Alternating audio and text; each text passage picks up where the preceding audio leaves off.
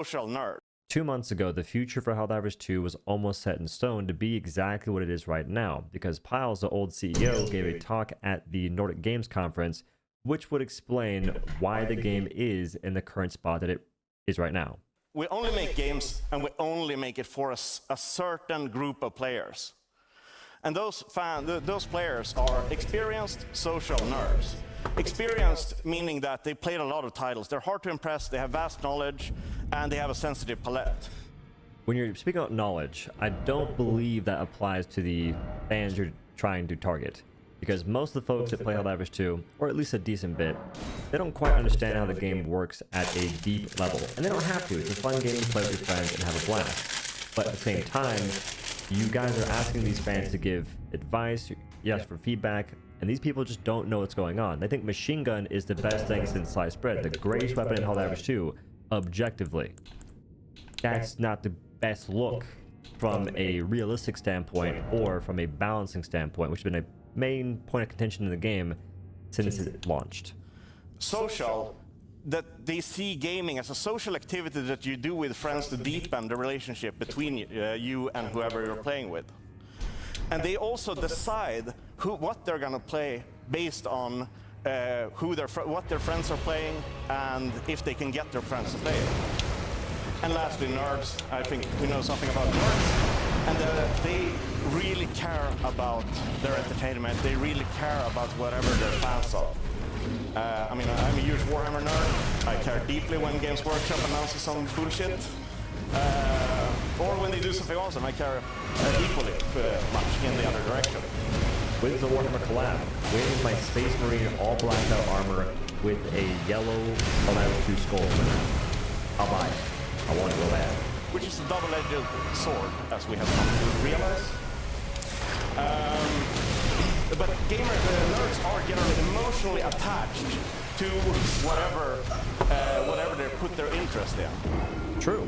I've developed a very strong emotional attachment to the success of games and wanting to make them better when I enjoy them. When I see there's a unique aspect in the game, the combat, the design, something that just gets me amped for it, I want to see it improve. I've been given tons of feedback over the years for various titles because I want these games to be successful. I want them to potentially get the feedback that might help them to be better. Maybe it's selfish in some cases, but I believe that I usually go at it from a stance of what will make it better for the majority of people. And I think it's worth remembering that if an X-Wing doesn't fly the way that it should, or the rate of fire of the TIE Fighter isn't correct, I'm gonna be pissed. I have never once in my life cared about the specifics in that manner. I think that that's definitely nerdy for sure, but that's nerdy on a different level. I just like the gameplay. I'm a gameplay first kind of guy in almost every sense of the word. So our core fans search for new game experiences, something that is different enough that they have, something that's new to what they played before, where they can use their good judgment, their sensitive palette, to recommend games to their friends and say, hey, I played this game, you guys should buy it as well, and then we'll have a great time together. And their credibility is on the line, so we better not F it up. There were some things that people were saying here that are kind of wacky, and some things I cut out because if you kind of need to include it, so I just didn't want to do that. Because the goal is not to make this a bashing Power video in any way, shape, or form. But Helldivers 2 was definitely a game you recommend to friends. You wanted your homies to hop on and just be slaying out on the permanent side, some folks in the box, not very many. And it kind of still is, especially for new players. I think that it'd be easy to recommend it if you put your own feelings aside and say, Helldivers 2 is a great game if you haven't played it before. I think that's still true, so they've done a good job in that aspect. It's just a progression, that's where things get kind of wacky. Finally, getting to chapter 1. Making of Helldivers 2. So Helldivers 2 was originally envisioned, this is the original hypothesis, is that Helldivers is a co-op action shooter where you play as the evil guys in the galaxy, so your stormtroopers or whatever it might be in pop culture. And how would you fare as one of the extras in the background? Like, you know, when they try to breach the cell block in Star Wars. And the first stormtrooper through the door, he of course gets shot in the chest by Han Solo.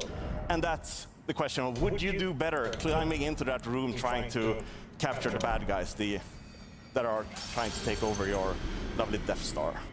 I'm him, 100%. This is going to be a core aspect going forward. The fantasy behind Helldivers 2 is centered around the grunt fantasy, making us the bad guys. So Stormtroopers being an example is not great because they can't aim. That's a very common thing. You see it in the movies, you see it in memes everywhere. The other example would be the Starship Troopers, which I haven't seen that movie in forever, so I forget exactly how powerful they were. But the goal is to make it tough to get things done. And that can be seen in their game design since the game came out, which we'll go into a bit later. We're going to more a bit later. And then also, would you be able to survive in a galactic war without plot armor to protect you? It's really the question that we ask with Helldivers. And this then turned into the original vision for Helldivers, which is that we wanted to do as realistic of a take on what it would be to be in one of those squads of Stormtroopers or Starship Troopers, mobile infantry, or whatever pop culture grunts that you can imagine. The Helldivers is a realistic take on being a tactical squad of grunts in an unforgiving galactic resource war, where players together complete operations against alien forces. I was really hoping there'd be some horde mentioning here because we're facing hordes of enemies, but I guess that's not the intention. Maybe we're all wrong here, and the select few of gladiators are correct. So the realism thing is still making its way into these takes too, which is a little unfortunate. In an unforgiving galactic resource war, where players together complete operations against alien foes. And this is just the core of what Helldivers is. The first thing that we knew is that we wanted to create a hobby. And a hobby requires a sort of game that has a never-ending system with a lot of skill building required, a knowledge-rich environment where there's more things to figure out than what is taught in the tutorial. That's the main reason why I play this game.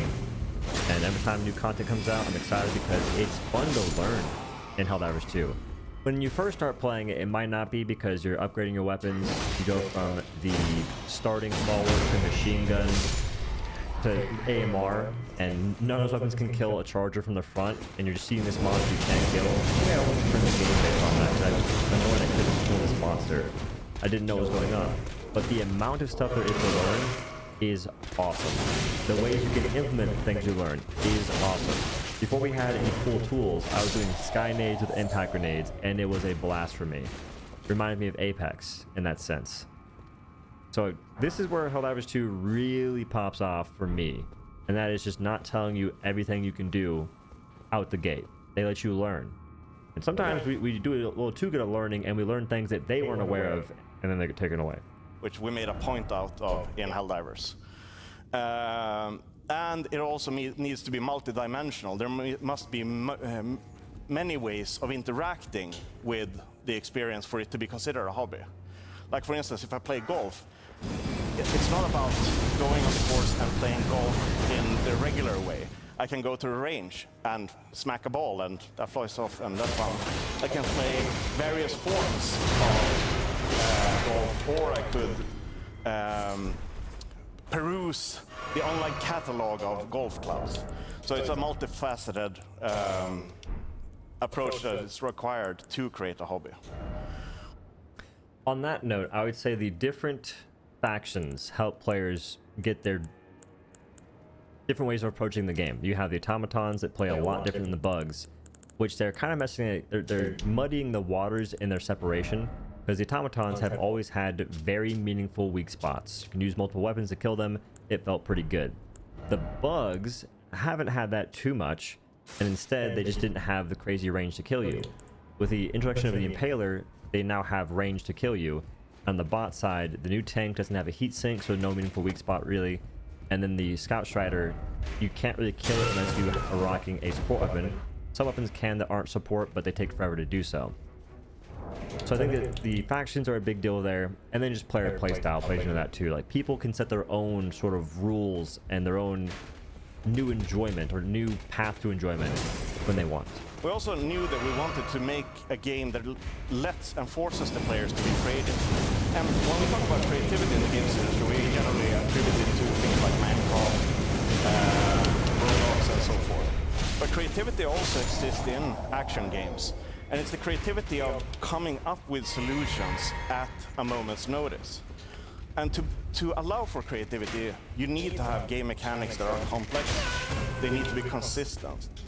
And players need to have the freedom to do what they want within a system. This is good. I'm not going to get too in-depth on this, but there are tons of freedoms that we have had stripped from us that didn't quite make sense. Our ability to land on high structures, taken away, almost instantaneously. Our stratagem balls can't land on even knee-height high ground. They bounce off, which doesn't make any sense. It's not very consistent in the slightest, because sometimes you could maybe justify not going to place a stratagem on a 2-story height. I can't even place it on I don't have a high jumping L1. It just bounces off. Then we have the inability to climb certain ledges, which it's only seemingly gotten worse since the game's been out, especially in the most recent patches, where I just simply can't climb something that is, again, knee, maybe waist height, that I should 100% be able to mantle. And that's just the basic stuff. There's tons of things that players have discovered that have just been removed. He only moves one sword with the game heavies. glitches because that's muddying the water, but just basic stuff that shouldn't have been messed jumping with R1 is because good. it wasn't really fitting the grunt fantasy as much as y'all may like, it seems. And with that, you'll be able to see crazy plays that players do.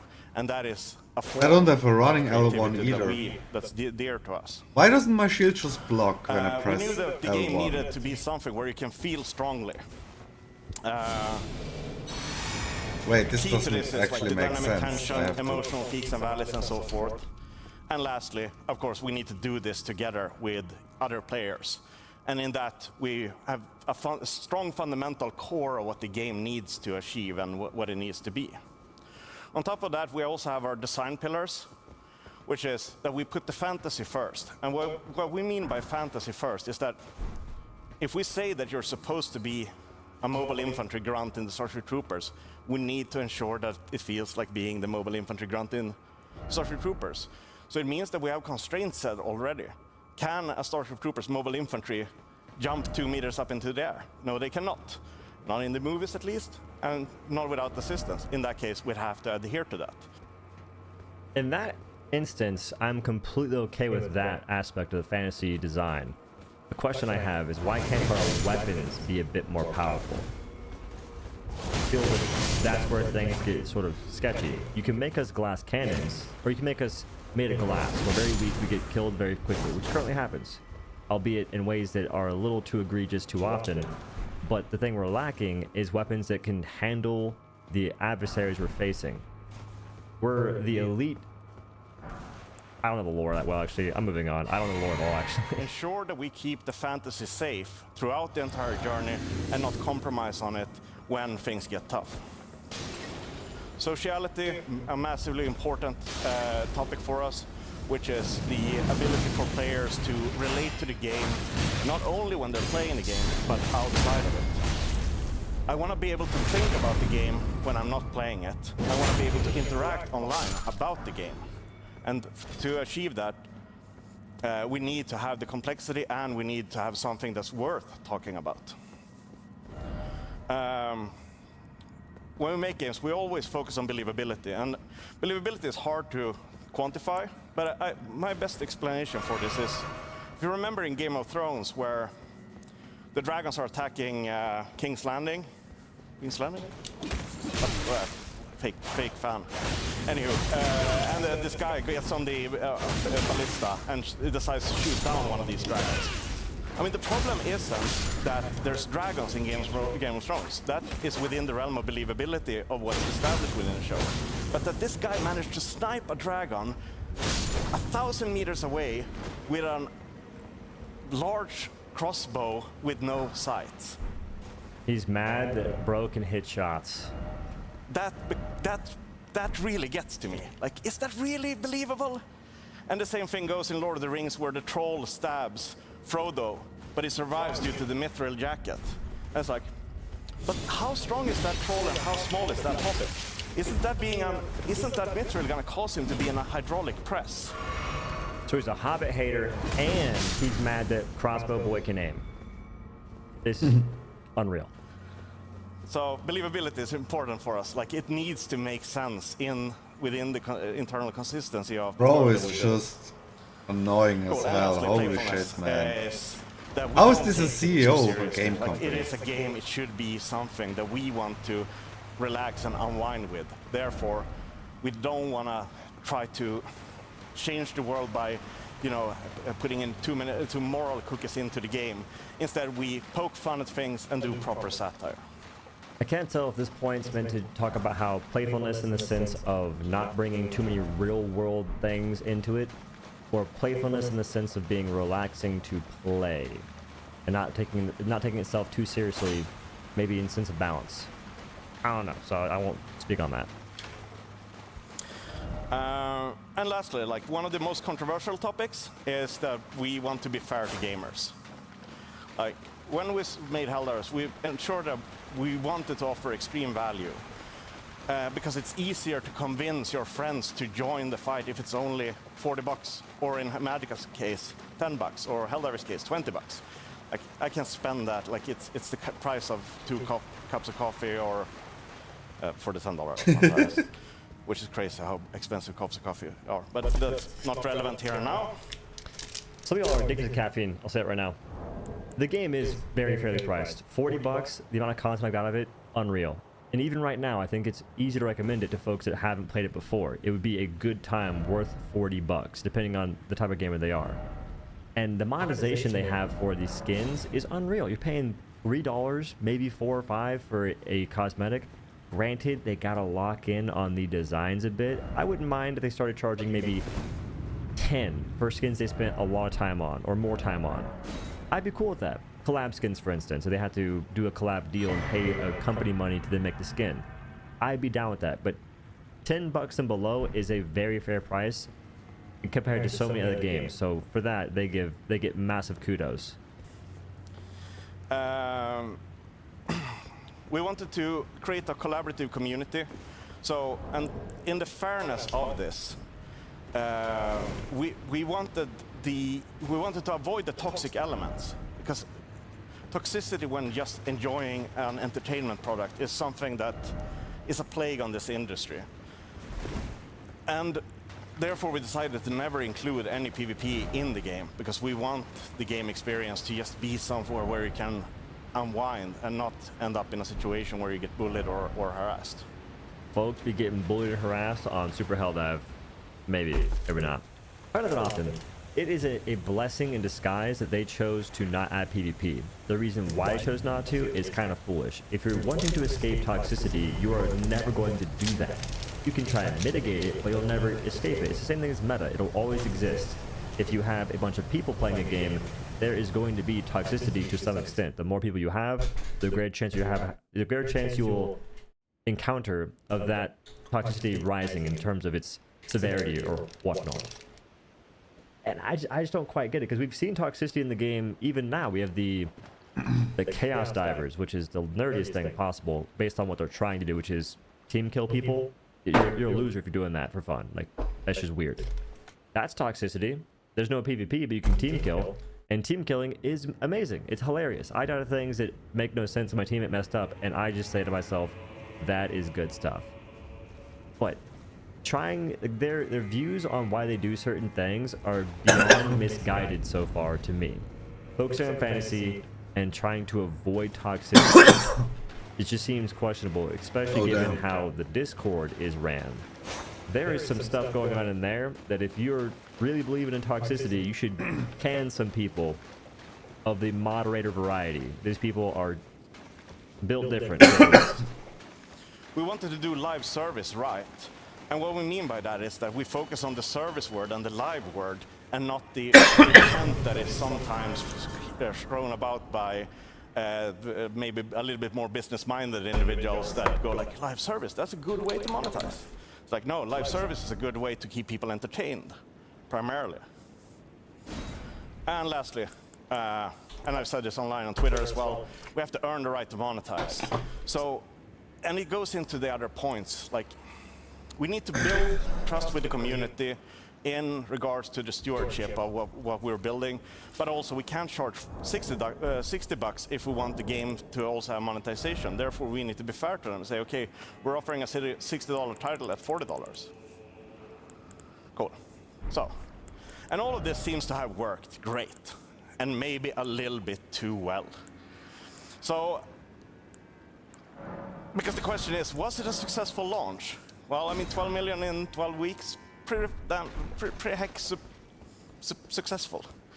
But here's an actual, real picture of the Arrowhead server room the day of launch.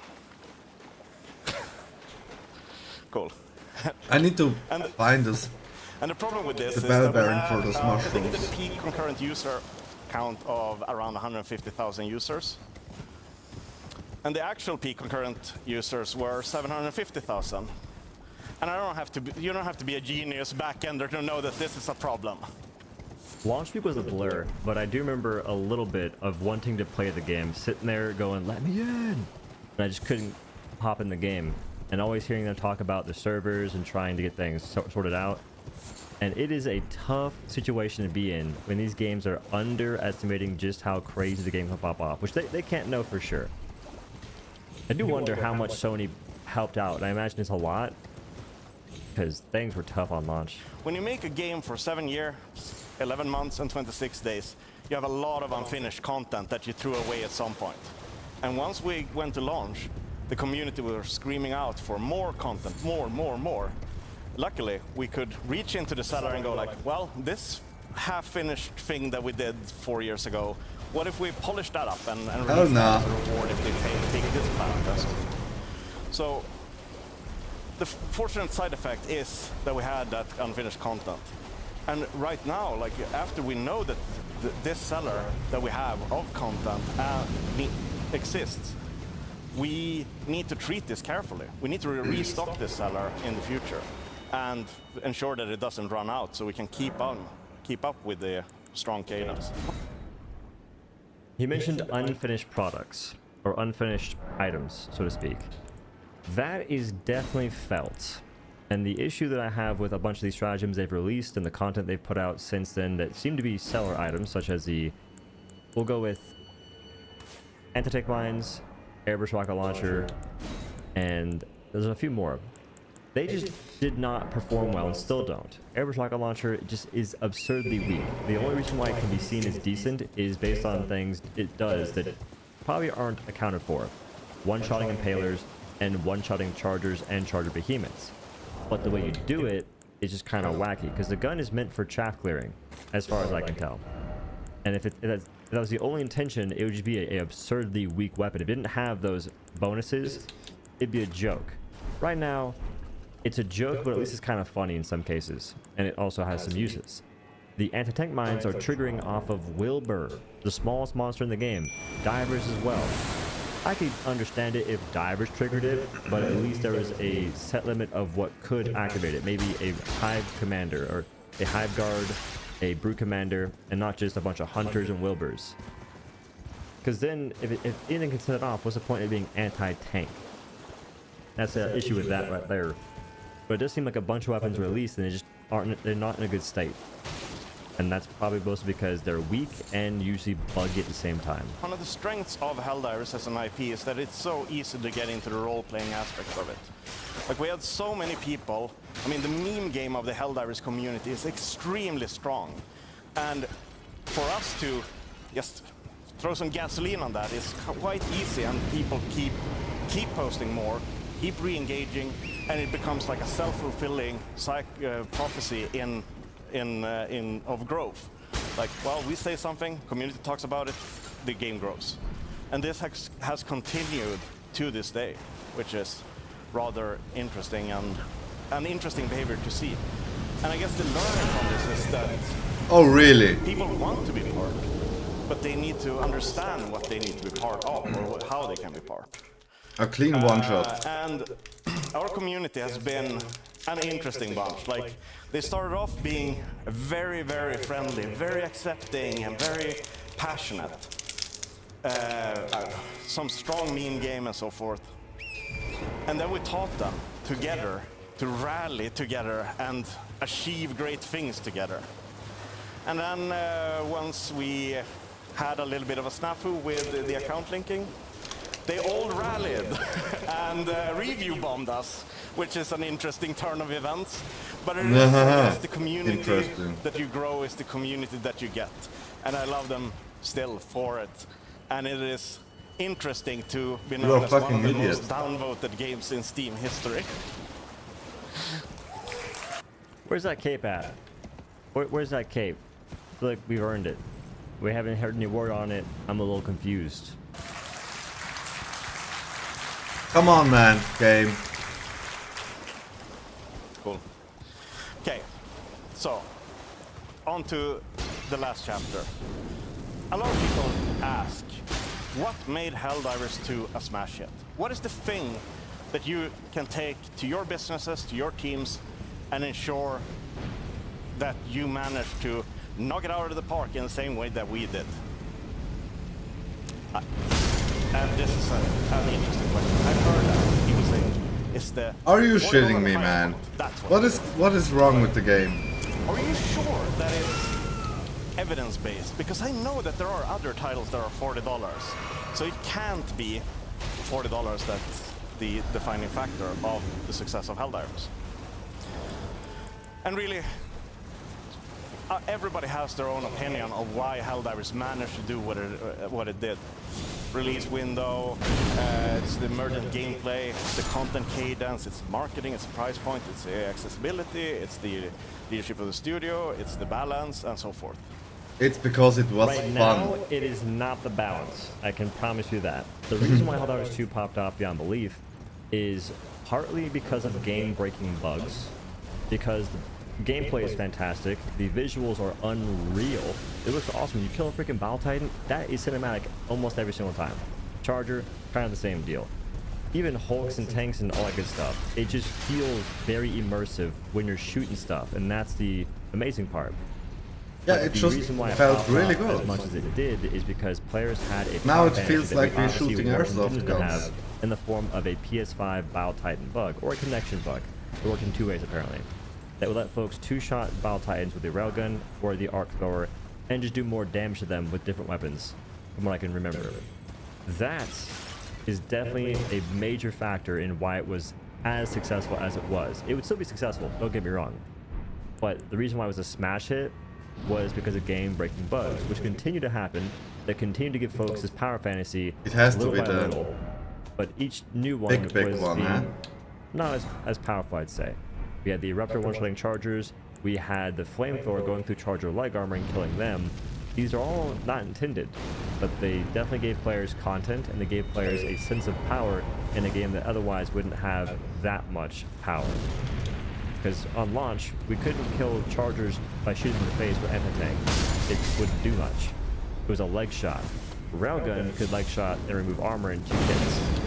So, if you really want to look at it, I think that game-breaking glitches played a major role, on top of most of what you saw on screen here as well. Content cadence wasn't a big thing. It's unfortunate that the content cadence released things that weren't that great. Sometimes they nerf things that they released. The Patriot exosuit. Darkness. Y'all nerfed it. Still confused on that one, I'm not gonna lie. I don't really subscribe to just thinking about it in a simplistic way like this. I think it's an abstract thought. And there's so many hidden variables that needs to be understood to try to get to this essence of what made Helldivers as strong as it is. And really, I tried to boil this down ahead of this presentation, and like, is there a way that I can articulate this? And I did my best, but this is as well like just one point of view. Everybody has their own point of view of why it was successful.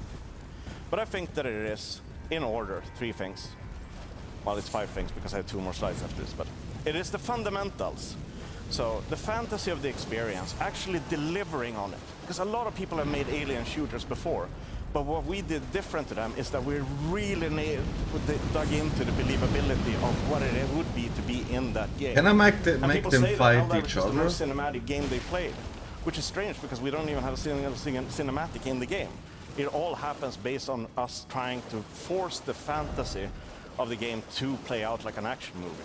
Some folks may say, what about the intro? I think he means when you're playing the video game itself and you're in a mission, there's no cinematics. But the way enemies die is very cinematic, which is very true. And it's a big helpful factor. So in terms of believability of you being in an alien planet, I can believe that for sure. This also goes into the kinesthetics of the game, the user experience, the play format, and so forth. Like having the strong fundament of what the game is supposed to be and being true to that is the first thing that you should look at in a video game. If somebody says this is exactly like being a wizard in Harry Potter, These things are just stupid, man. They're just stupid enemies. Can I do all the things that I would expect? And if not, if there's artificial barriers or things that don't exist or that don't add, then it takes away from that experience.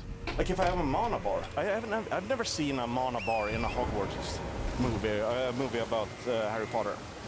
Same in Star Wars. How many strikes does it take to cut someone's hand off with a lightsaber? Right? It's one. Fundamental to adhere to the fantasy. And then, but balance is no fun. Well, yeah, fine. Balance it, but don't make it 2 strikes. I know that that's false, and now we're not making a Star Wars game anymore. I can see that making some sense, although I will raise you this. There are a couple of artificial barriers in Helldivers 2 that didn't exist on launch. I mentioned earlier, dodging bounds being so excessive is ridiculous. Not being able to mangle certain objects that are waist or even knee height is absurd, and I don't believe it was that way before. And then we have the inability to land on high structures or even pilot or drop pods when near high structures because of a change y'all made a long time ago. Those are artificial barriers. If I'm the one dropping from a health pod that I can pilot, I would imagine I can pilot wherever I want to. If it's within the ability to me to correct my trajectory and land on it, I should be able to land on it. You can have out of bounds in certain aspects in some places, that's pretty fine. Like avoiding battle, traitor detected, that's pretty cool. It keeps me immersed. But there's definitely some artificial barriers in place in Helldivers 2, which goes against what you just said here, not to be too nitpicky, but those are, I think, fair things to bring up. I'm not getting crazy specific here. I leave, man. Secondly, is the style of the game. And Or the do style I? comes from the studio mentality and philosophy. And this is deeper. It's why decisions are made at every level of the organization. Because in a single day of an organization of 100, there's probably 1,000 decisions being made. If you try to solve it by saying like this one decision was the thing that made it happen, I mean that can't be true. Like it's 1,000 decisions a day. How can, and what is that, like times 365? Well, assuming you work all year round. Like it times 200. Like there's so many decisions for there to be one single one that makes a massive impact. It's not really feasible. But what is feasible is the culture that enforces those decisions and the alignment that the team has on what is right to do in this particular moment. That is the style of the organization. And if you have a strong style that is appreciated by the community, that is something that's worth teaching to others and ensuring that it is adhered to. And then for Arrowhead, it is our dumb analogies, our stupid jokes, our way of interacting with each other. Hugging studio, everybody hugs. The murkiness of the studio, like the velocity of this particular anti-tank round, and it's such an important topic. And you can spend an entire lunch break arguing about pop culture. Like, and I know it's common stuff to a lot of game studios, but as long as it's common to the studio, Will you ever stop? Go into the game, because the game is a representation of those who made it. And the last thing is the features. The feature set, and this is the one that we all talk about, right? But it is just one thing. Like, sure, we have the Galactic War, we have the Friendly Fire, and we have stratagems and so on. Those things, yeah, sure. But those things are a result of the fundamentals. What a fucking stupid enemy is this, man? So just looking at features and saying, well, that's the feature. And if I take that, This shit is horrible to fight. Best thing ever. Which is, incidentally, also why it's so hard to do sequels on somebody else's You can't work. really dodge it. Because you don't have the two fundamental first things. Okay. So 2 more things. Like the live service done right. I want to mention this because I know it's a big topic. We ask ourselves, what right does I was live wondering if I service can die at the games bonfire. have to exist in the games industry or as products? And it's easy to say, well, we'll earn more money by being able to drop a content pack here and there. It's like, yeah, but that's not a reason why any consumer would want to engage with that. The reason why live service is a good thing for the games industry, if done right, is that it is a continuous hobby that evolves and allows players to get more of the games that they love. I agree, 100%. I enjoy live services, or at least the idea of live services, if they can be done right. But to do a live service right, it's about the execution out the gate and the maintenance of said execution if it's received well initially, and improving upon that initial recognition to make it a continuous positive thing. Skylanders 2 has kind of not done that, I would say. But again, it's not necessarily their fault. They've always had these same views and values. It's just that the game-breaking glitches gave us a false representation of what this live service game would be like. And if you forget this when making a live service game, I think that it's a... I don't want to say that that's a problem, but it is a problem. I think that it's a problem. I've decided it is a problem. It's a massive problem. Okay. And secondly, or well, thirdly, I don't know. Never count on stage, right? If you want to have monetization in the game, if you think that people buying new stuff in the game, I mean, it's a fair assumption. Like a lot of products work like that. Magic the Gathering, Warhammer, etc. all work by additional purchases. But don't charge $70 up front and then ask somebody, then nickel and dime people for skins. It's like, it just is wrong. So be kind to users and do live service right by asking yourself what is the value for the gamers in this game being live service rather than what is good for the bank account.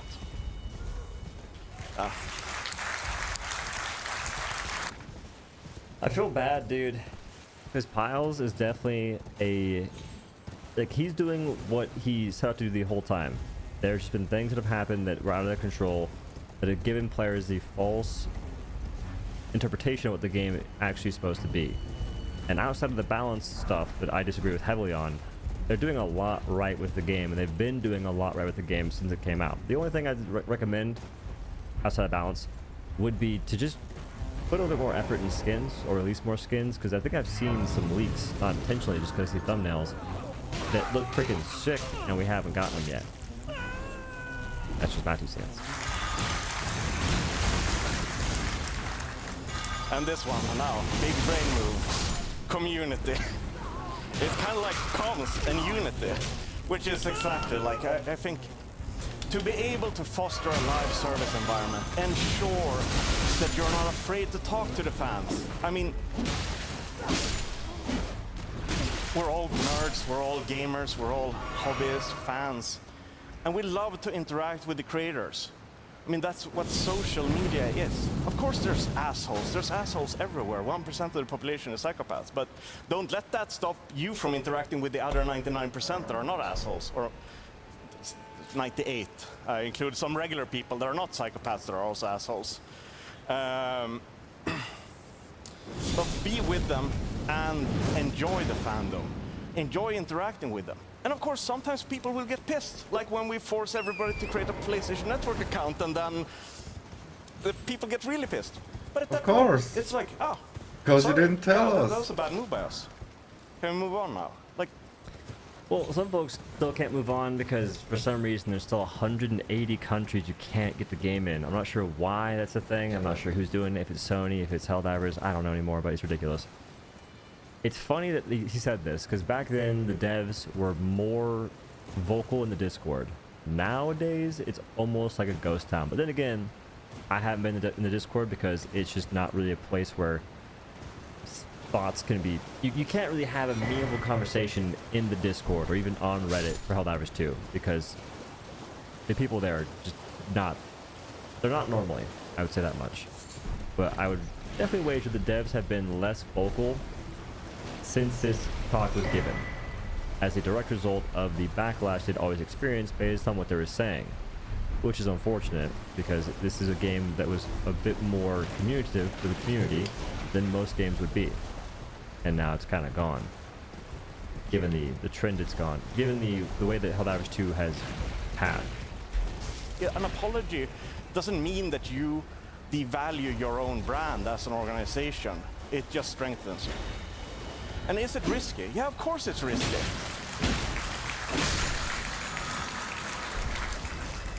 Yeah. Is it risky? Yeah, it is risky. But if you don't take any risks, why even make games? Right? There's no point to it.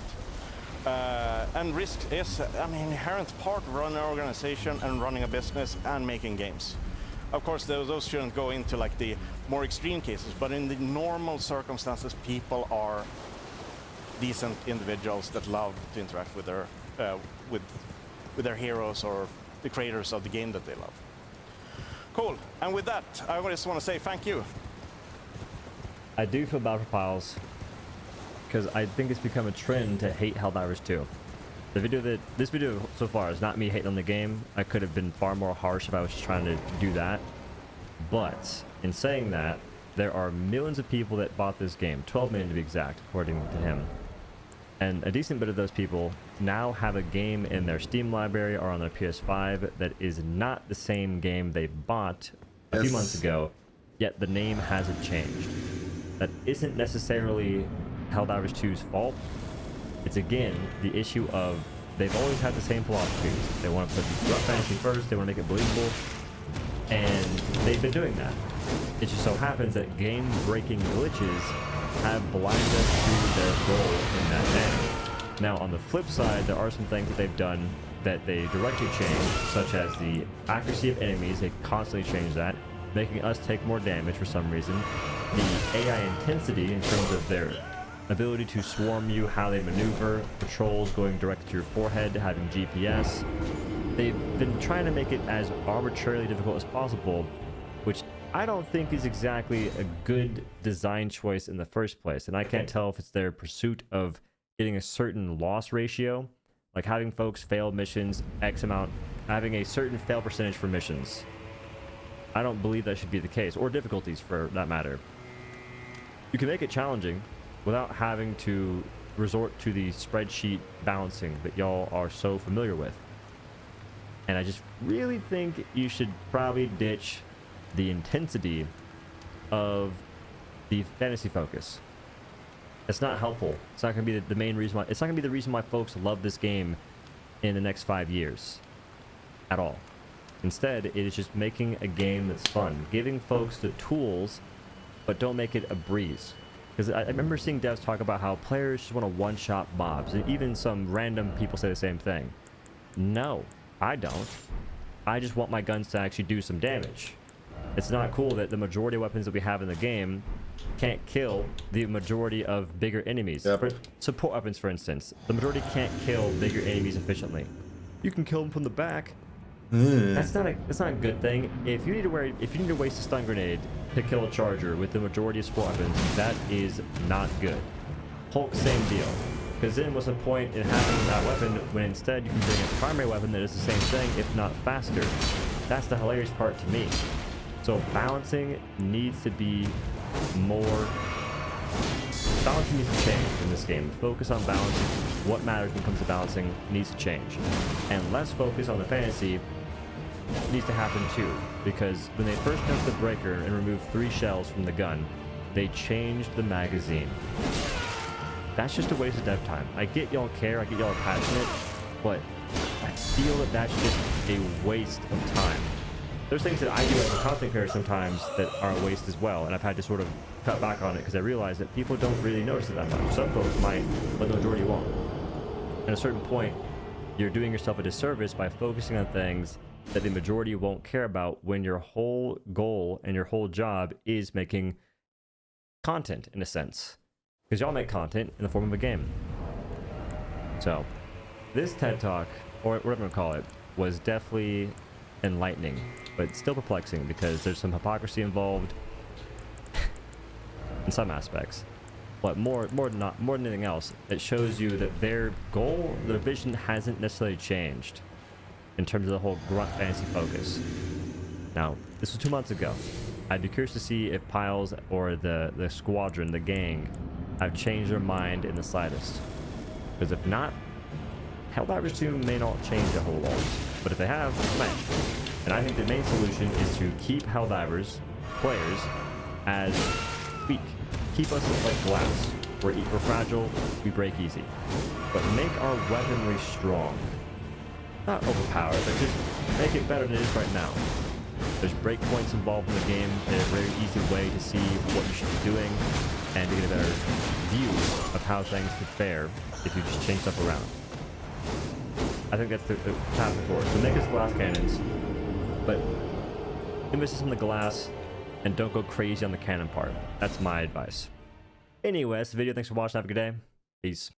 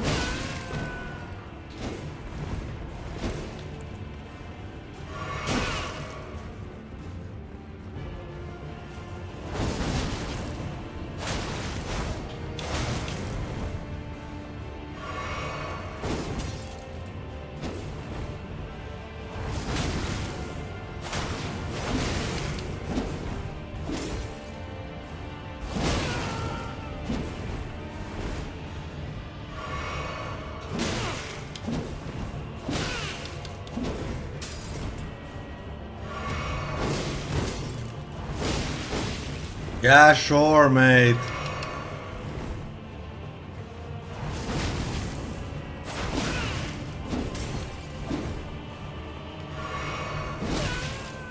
Is there even a fucking way to heal in this game? I don't think so. I think every single flask in this game is wasted.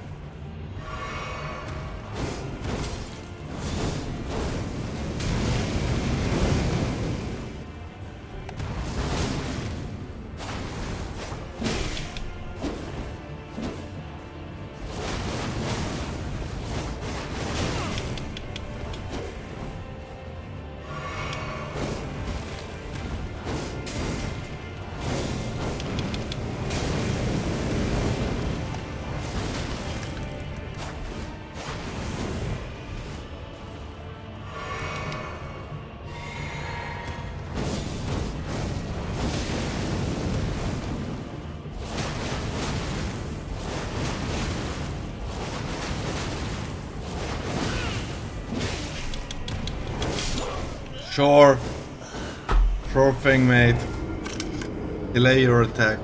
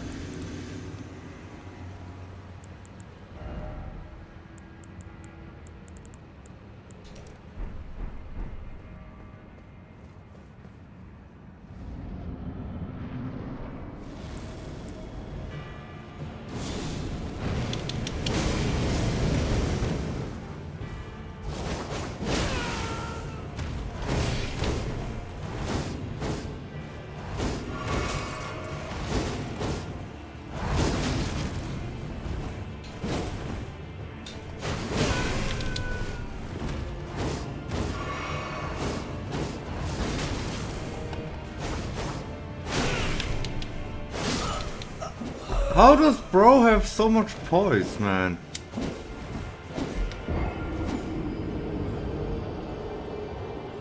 Why am I the only character in this game who can't have poise?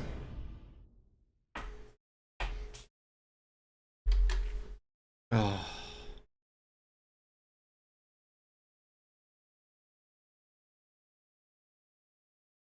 Ohne WC Frisch brauchst du einen Roboter, um deine Toilette sauber und frisch zu halten. Aber es geht auch WC frischer.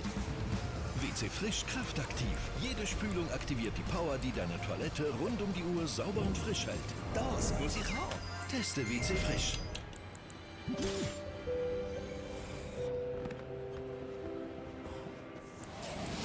Mehr Raum zum Träumen. This shit gives me hyper armor. ID7 und neuen ID7 Tourer. Volkswagen. Out of all of the great theologians, there is one that atheists tend to completely misunderstand. The angelic doctor himself, St. Thomas Aquinas. I'm going to put my cards on the table. I am somewhat frustrated, because despite not having faith myself, I often look around and see my fellow unbelievers fundamentally misunderstanding many of the arguments for God's existence. There's this unsettling tendency to caricature the positions of various thinkers and then declare the debate over and the battle won, while leaving the genuine reasons someone might believe in God completely untouched. This is a fine thing if you want to simply argue for atheism, but I think most of us would like our unbelief to be based on a genuine understanding of theistic arguments, so that we can disagree with real thinkers rather than their straw replacements. After all, if it turns out that there was good reason to believe in God, I'd want to know about it. And perhaps no set of theological arguments has been more misinterpreted and butchered than Thomas Aquinas' 5 ways. These are found at the beginning of his landmark text, Summa Theologica, or Summa Theologiae, as some people call it. Here, Aquinas sets out what he takes to be the best reasons for belief in the divine. And a lot of arguments today remain variations on these two originals. Get ready to learn the multiple meanings of the word cause, why God has no potential, and so must we.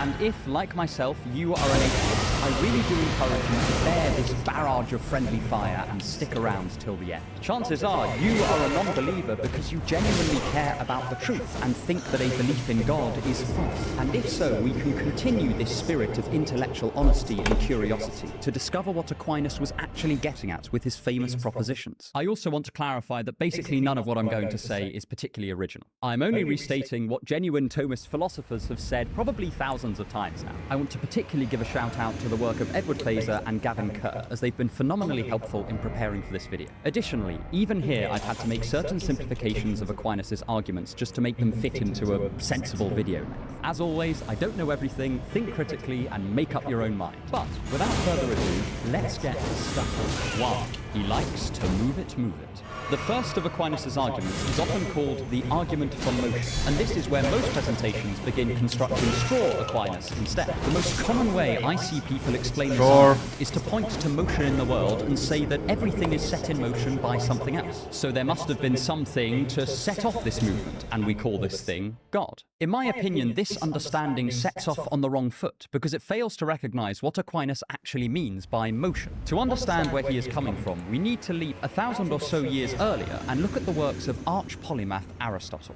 Aristotle wanted to understand the concept of change. We often take this for granted, but have you ever stopped to consider how weird change is? Take my cup of tea for example. At the moment, it is sitting on my desk holding a very tasty English breakfast concoction. But if I were to drop it, it would immediately shatter, spilling. Yeah, I get staggered, bitch. The cup has gone from being whole to being broken. But Aristotle thought this seemed strange. There was not a broken thing before, but now there is a broken thing. The brokenness cannot come from nothing, so what explains this? According to the Great Greek, the cup was actually whole, but potentially broken. However, in order for that potential to be actualized, it needed to encounter a further actual property of another object in order for the change to occur. The mere potential hardness of the floor could not change the cup from whole to broken, but the actual hardness of the floor definitely could. I would demonstrate, but I want to get the deposit back on my flat. What Aquinas asks us is where this interlocking chain of potentials becoming actual ends up. Sometimes this is presented as a type of causal argument, but I think it's better thought of as a chain of dependence or explanation. Imagine we're having a conversation and you ask, why is the potentiality of the broken cup actualized? I say it was because of the actual hardness of the floor. Then you say, why was the floor actually hard and not just potentially hard? Then I say, because its potential property of hardness was actualized when the builder constructed it out of a hard material. Aquinas' idea is that if you trace these dependence relations back again and again and again, you will eventually find something that has no potentiality at all, but is merely action. That is, it does not depend on anything else for its existence. Such a thing would have to have no beginning, since if it began, that would imply that it was once potential, and our whole idea would have gone nowhere. It also can't undergo change, since if it changed, that would imply that it once had a potential property that is now actual, begging the question of what actualized it. This thing that never changes and doesn't have a beginning certainly sounds something plausibly godlike. Hence Aquinas' conclusion that this is what we call God, here defined as something that has no potential or potency, but is merely actual.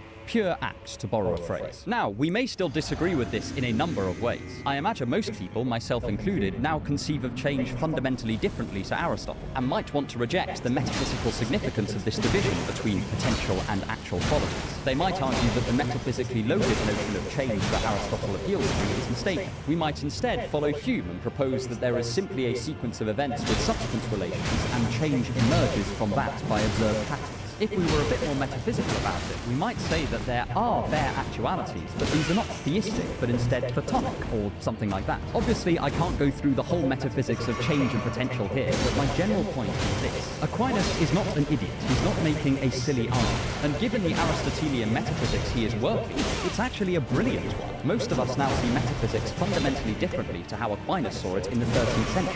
This is absolutely fine. I view metaphysics very differently to either Aristotle or Aquinas or Plato, but this argument does not deserve offhanded dismissal, but an honest engagement with its presuppositions.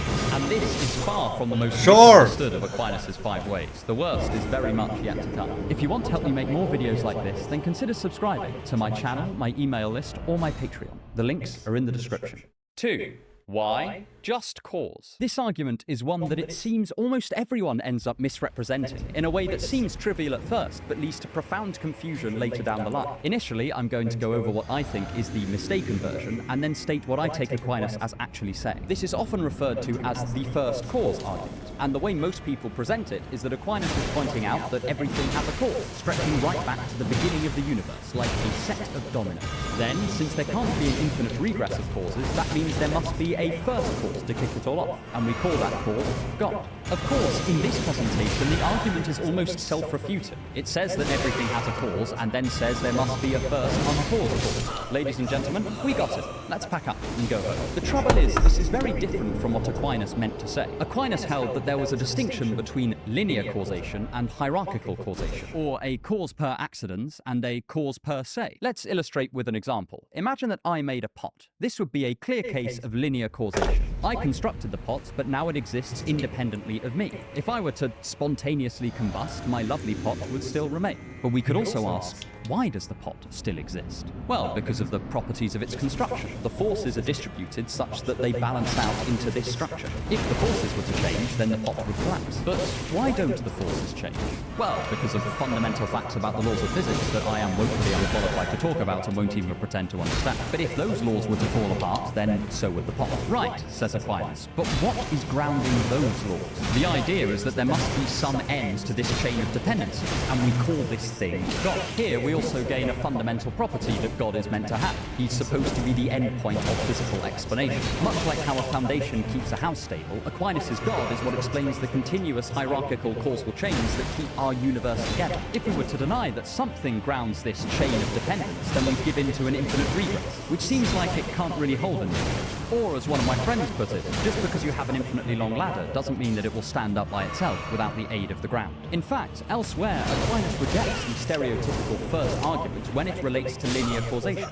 Funnily enough, he does this for the exact same reason many atheists do. In his book, Against the Unbelievers, or Summa Contra Gentiles, he criticizes the argument that if we were to trace back causes to the beginning of the universe, we must have something that explains why it has all been started. Aquinas says there is no philosophical reason to believe that the universe has not always existed in some form, and if so, that would be perfectly sufficient to ground linear causality. In practice, he does believe the world had a beginning, but because of the book of Genesis, rather than any reason of natural theology. This is actually quite similar to what some atheists like myself say when we argue that asking what came before existence is sort of silly. It could be that things have always existed as long as time has existed, or indeed that the notion of time depends on the existence of physical things. Again, there are definitely criticisms you can make of Aquinas.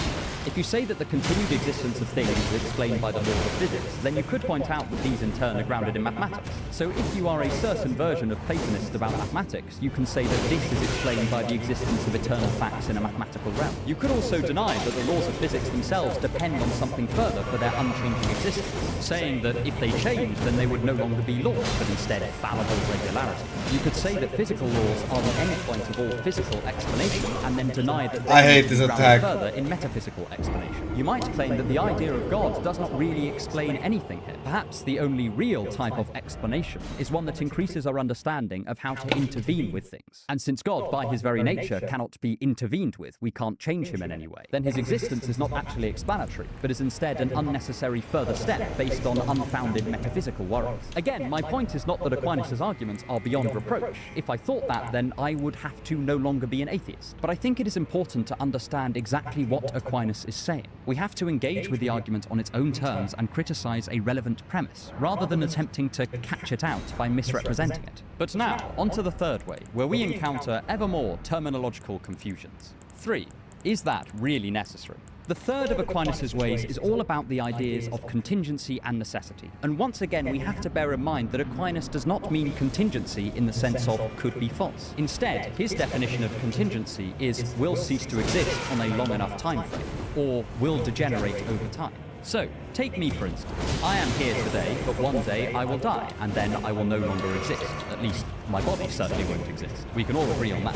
This is true for pretty much all physical things. My desk is contingent, and so is my chair, and so on and so forth. But Aquinas says that if everything were contingent in the sense of having an endpoint, then there must have been some time where nothing existed, since on a long enough time frame, everything would reach its allotted end. He places this long enough time frame in the past because in his view, one of the dominant views of the unbelievers of his time period is that time stretched infinitely far into the past. It makes more sense in context. Likewise, if everything physical seems to have a beginning, then there was at some point where there was nothing physical, and then the physical came to be. But what is metaphysically grounding all of this temporally contingent stuff? Well, according to Aquinas, it's got to be the sort of thing that doesn't have a beginning or an end. This is what he means by necessary. To clarify, this is very different to asking what came before the Big Bang. After this, Aquinas wants to ask, what is the sort of thing that is necessary in itself? Because adding an extra complication into the mix, Aquinas thinks that beings like angels are necessary in this sense of being eternal, but that they are only able to be eternal because of their dependence on something else. This is sometimes called derived necessity. Then, again, tracing this derivation up the chain, we will eventually reach something that cannot, even in principle, degenerate. That is, something that is eternal under its own steam. This, once again, must be a being of pure actuality, since having potential implies the idea of change, which could imply the idea of eventual non-existence, that is, degeneration. This pure actuality is then what we call God, according to Aquinas. To give a slightly simpler but less wordy version of this argument, we could interpret Aquinas as saying something along the lines of, why is there something rather than nothing? After all, everything we observe existing is contingent on the existence of something else before it. We know this because things genuinely do cease to exist when the stuff they are dependent on stops working, like when I cease to exist when my heart stops working. So, tracing this argument up the hierarchy, there must be a being whose existence does not depend on anything else, or else the destructive cascade will flow downwards until nothing exists.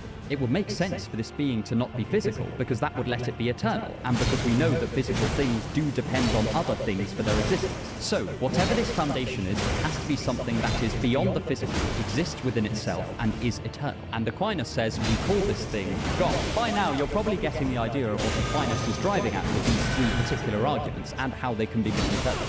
In each case, Aquinas is not positing some linear chain, but instead he just a gets chain of more hierarchy. poise when he's half health. Any atheist criticism of Aquinas must target this idea rather than the linear version. Otherwise, we've just miss the mark entirely. And I hope I've presented some ways one might want to do this. We can either posit some physical thing or law that is unreliant on something else, turn to a metaphysical idea that is nonetheless non-theistic, like a Platonistic worldview, or we can deny that the type of theistic explanation Aquinas offers is really explanatory, basing this on a philosophically rigorous and defensible idea of what it takes to explain something. The key idea is that when we think about these first three Thomistic arguments, we must interpret terms like motion or cause or contingency as something more like ontological dependence, rather than unconsciously kidnapping Aquinas from 13th century Europe and acting as if he was arguing in our own time, with our own metaphysical assumptions already in place. Any objection has got to be directed at what Aquinas actually said, rather than what we hope he might have said. It is also a common talking point that arguments like Aquinas' I hate first this three piece ways of do shit, not man. characterize God in any meaningful sense. This I hate grand this piece of metaphysical shit. grounder does not look like the Christian God. But it's worth noting this is not what Aquinas is trying to do with these arguments. In fact, there are hundreds of pages directly after this section of the Summa Theologica where he does just this. He goes into arguments for each of God's divine attributes. We can think of Aquinas' 5 ways, and these 3 in particular, more like carving out the space in which God could then exist and be characterized. If we condemn them on the basis that they don't characterize God as well, then it's a bit like having a go at a fish for its inability to fly. But now, we must move on to discussing Aquinas' 4th way, which has generated its own sphere of controversy for perfectly understandable reasons. 4. Perfection, goodness, and Plato. Despite us having one more argument to go, I actually wrote this section last, because personally I find Aquinas' 4th way the hardest to grapple with. You really do need to get inside the head of a 13th century philosopher to understand it, and that's no easy task. So first of all, we need to grasp 2 key ideas: transcendental properties and hierarchies of being.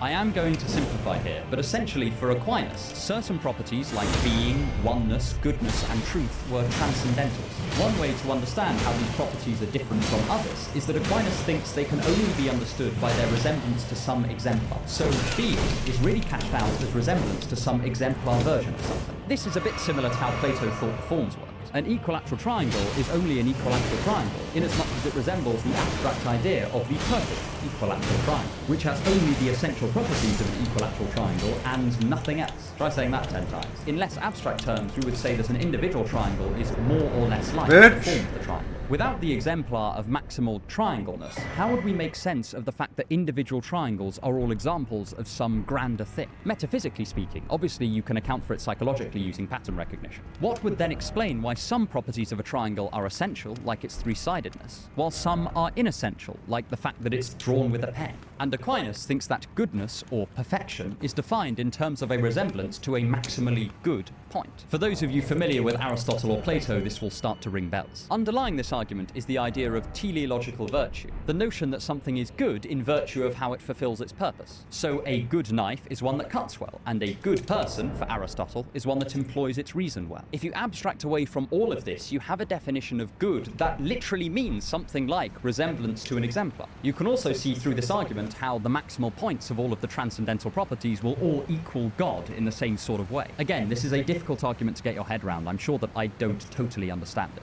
Also in the background of this argument is that conception of ontological hierarchy, which has a distinctively Greek flavour. For instance, Aquinas says that the lowest rung on the ontological hierarchy is held by inanimate objects, which have physical capabilities, but nothing else. Then we move on to humans, which have physical and intellectual capabilities, but those intellectual capabilities are limited by our physical senses. Next, we move into the abstract realm, where we find beings of pure intellect, and finally up to the highest point of that intellect, which is what Aquinas calls God. It is all very Plato's cave. On Aquinas' metaphysics, the highest point of abstraction is able to ground all of these correspondences and resemblances of the transcendental properties, since it is meant to stand in for what they all have in common, the thing that is instantiated in all of those relations. Again, if this is making your head hurt, that's absolutely fine. It is making my head hurt as well. Famously, Richard Dawkins responded to Aquinas' fourth way by saying that you could argue through exactly the same logic that there must be a being of supreme smelliness. But now we see that that doesn't quite work. Aquinas would probably say that the concept of smelliness is not a transcendental property, since you can understand it separately to its resemblance to an exemplar. For instance, you can define smelliness as a scent which elicits a sense of disgust in most people. This doesn't require an idea of resemblance. Of course, this does not mean that there are no possible responses to Aquinas' argument. For instance, many philosophers today would reject the idea that goodness or truth or being or what have you is inevitably defined in relation to some exemplar. They might deny that there is genuine continuity between the goodness defined in a good knife and the goodness defined in a good action or a good person. But nonetheless, I still think it is worth understanding the argument from Aquinas' perspective, at least as far as possible. Both for the sake of intellectual honesty, but also so we can challenge it on its own terms, should we so choose.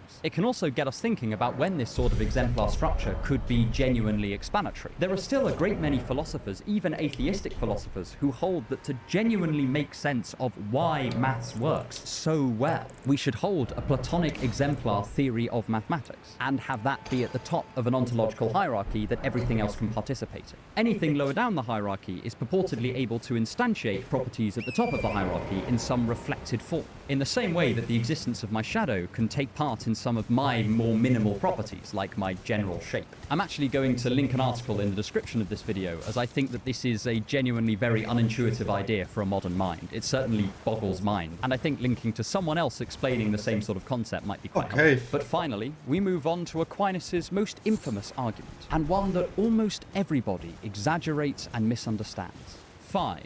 Oh, the finality. Ah, we all know this one. Aquinas' fifth way is just an argument from intelligent design, right? Well, at first glance, it is totally understandable why it would appear so, but in fact, it is much more nuanced than this. As it is often presented, the argument proceeds as follows.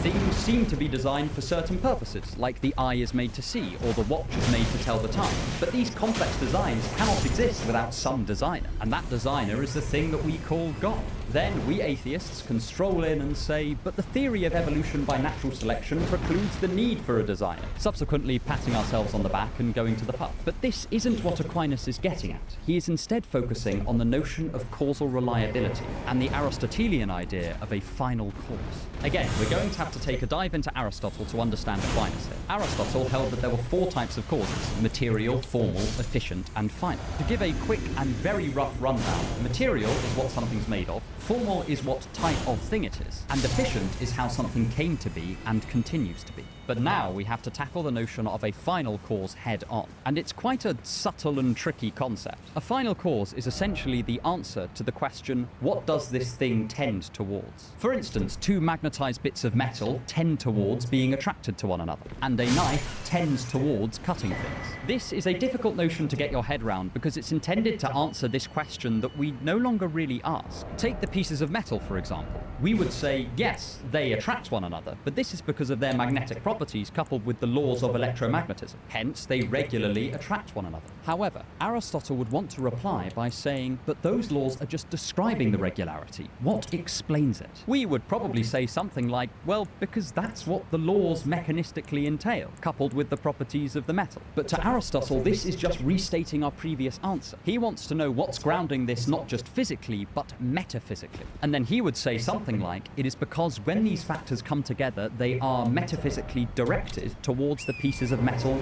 touching. That is, it is part of the final cause of the pieces of magnetized metal that they attract one another in certain circumstances. Or as it's sometimes put, they point towards attraction. Remember, for Aristotle, causal regularity itself requires an explanation, and he would find it circular to point to the mechanistic laws themselves in order to do this, since those mechanistic laws are descriptions of that regularity. Hence, the final cause of something is what Aristotle rests the notion of causal regularity upon. Again, this idea might take a while to click because it's intended to explain something we don't generally consider today as in need of explanation. But if we take Aristotle's idea that things have a final cause seriously, then we get this further question. Where do these final causes stem from? Or, if it's easier, what keeps all this causal regularity in check? After all, it's possible that at one moment letting go of a glass might cause it to drop and smash, but the next moment it would begin floating in the air or shoot up to the ceiling. Again, we can appeal to a mechanistic description of this in terms of laws, but then the regularity of those laws stand in need of explaining.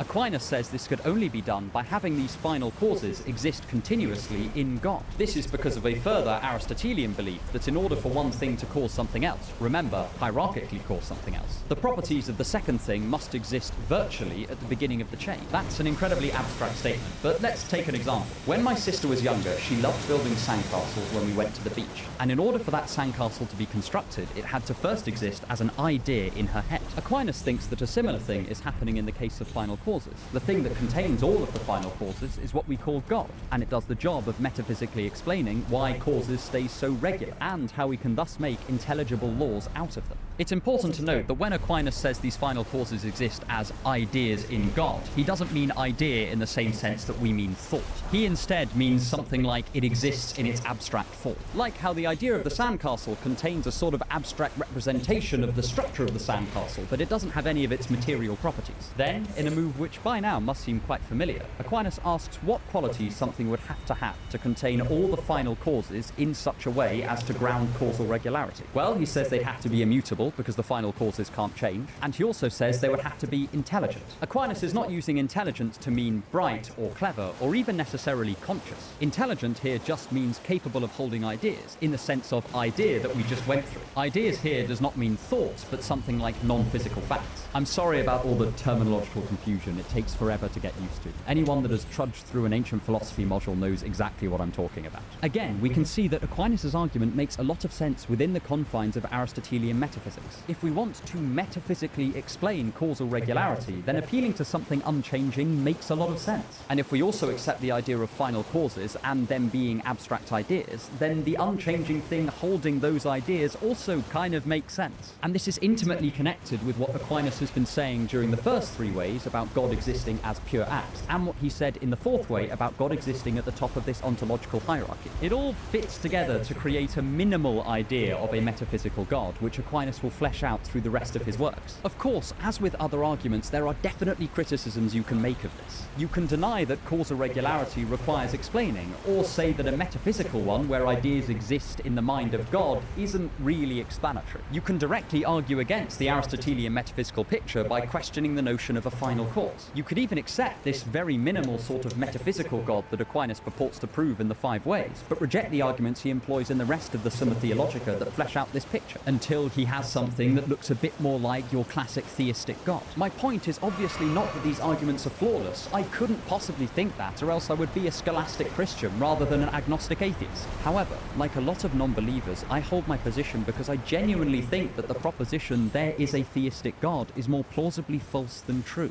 I would hope that very few atheists start out from the position of unbelief and work back from there. But if we want our atheism to stem from a love of truth, then surely this love should motivate us to engage with theistic arguments as they actually exist, rather than some parodic version of them that is orders of magnitude easier to refute. Additionally, Aquinas' arguments raise all sorts of very interesting questions from an atheist perspective. When is something explained? What requires explaining? What does metaphysics look like for an atheist? Are we happy to accept some abstract existence but not others, like a mathematical Platonist? Do we reject that the physical requires metaphysical grounding altogether? These are exciting questions for an atheist to ask, especially the ones about explanation, and it would be a shame to ignore them. So, I seriously encourage my fellow atheists to engage with Aquinas as he actually exists. Otherwise, we are not basing our skepticism on the principled idea that it is the best supported stance on the question of the divine, but rather because we have buried our heads in the sand to the stronger reasons why someone might become a theist. And I think we would all rather expand our understanding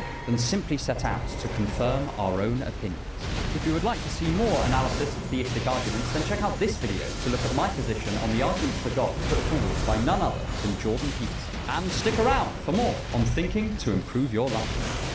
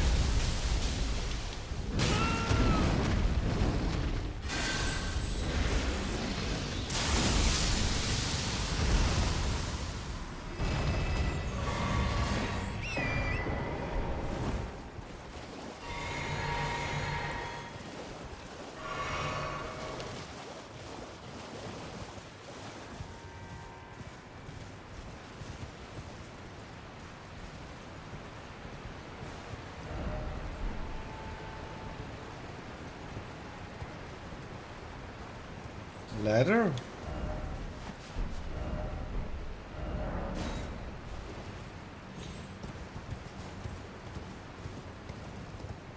No grace? Nothing here?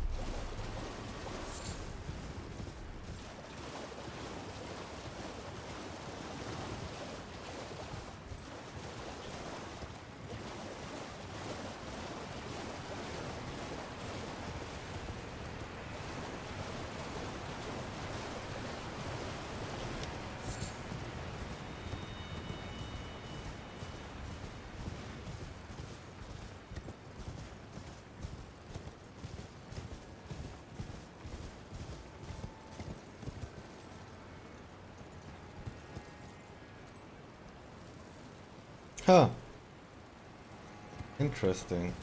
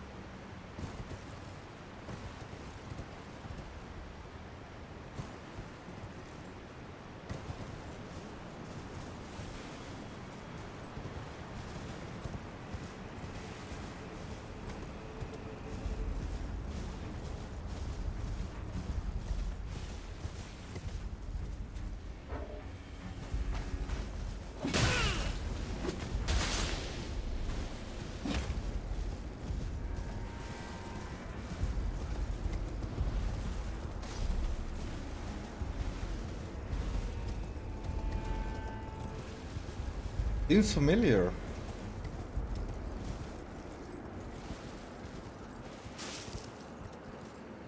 Was I already down here?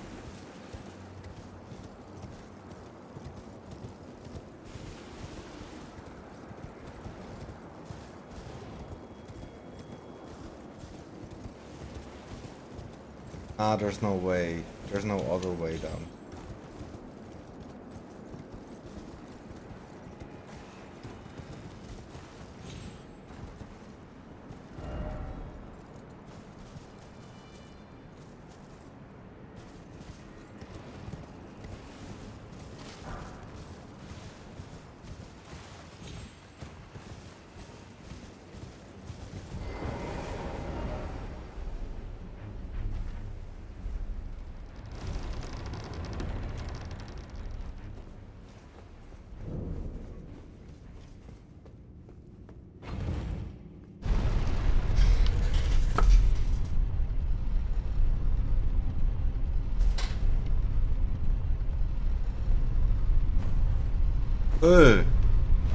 No futility.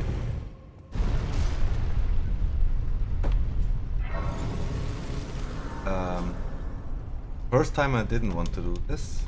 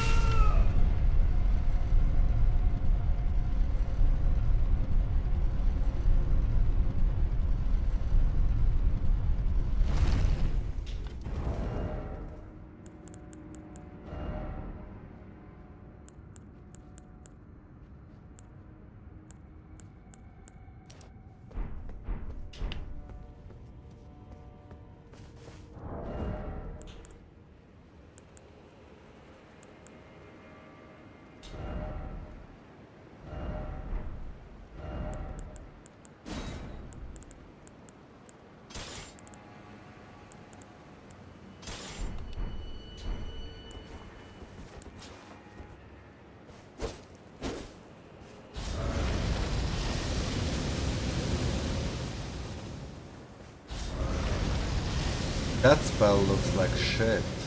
Holy damn. Sword also.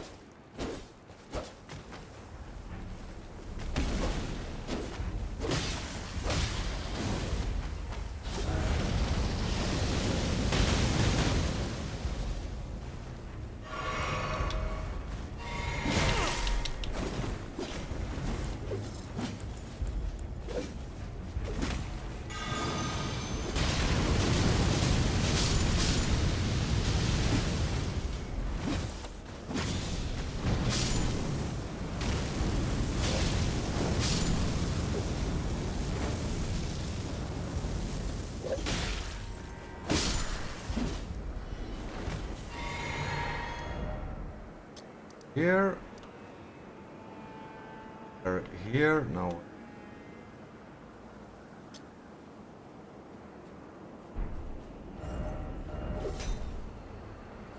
Oh, fuck off, man.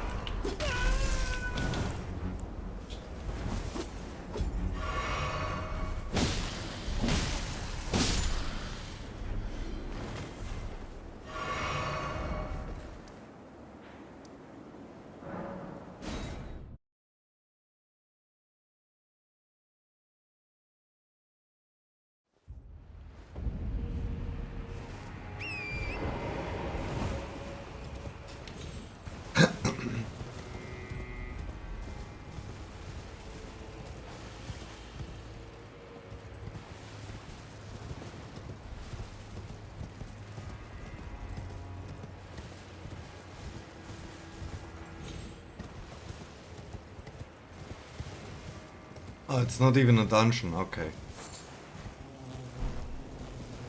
But what is it? Nothing? Just nascent butterfly?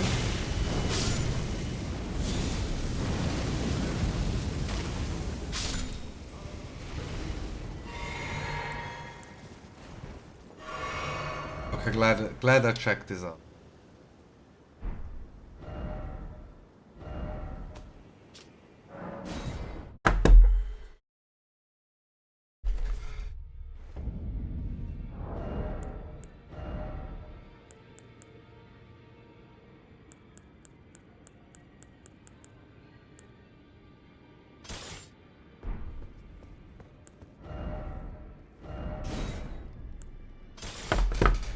I have to take a break.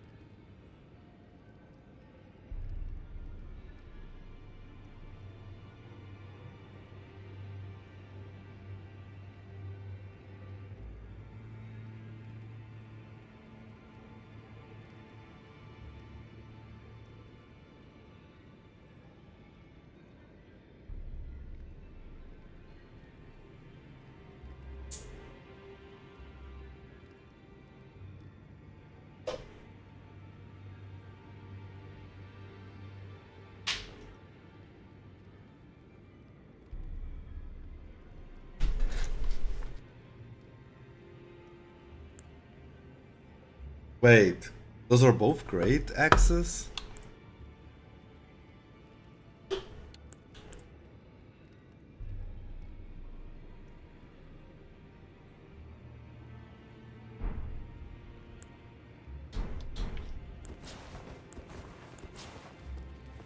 Does that mean...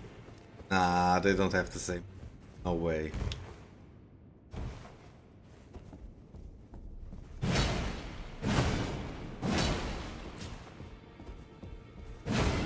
They have the same moveset.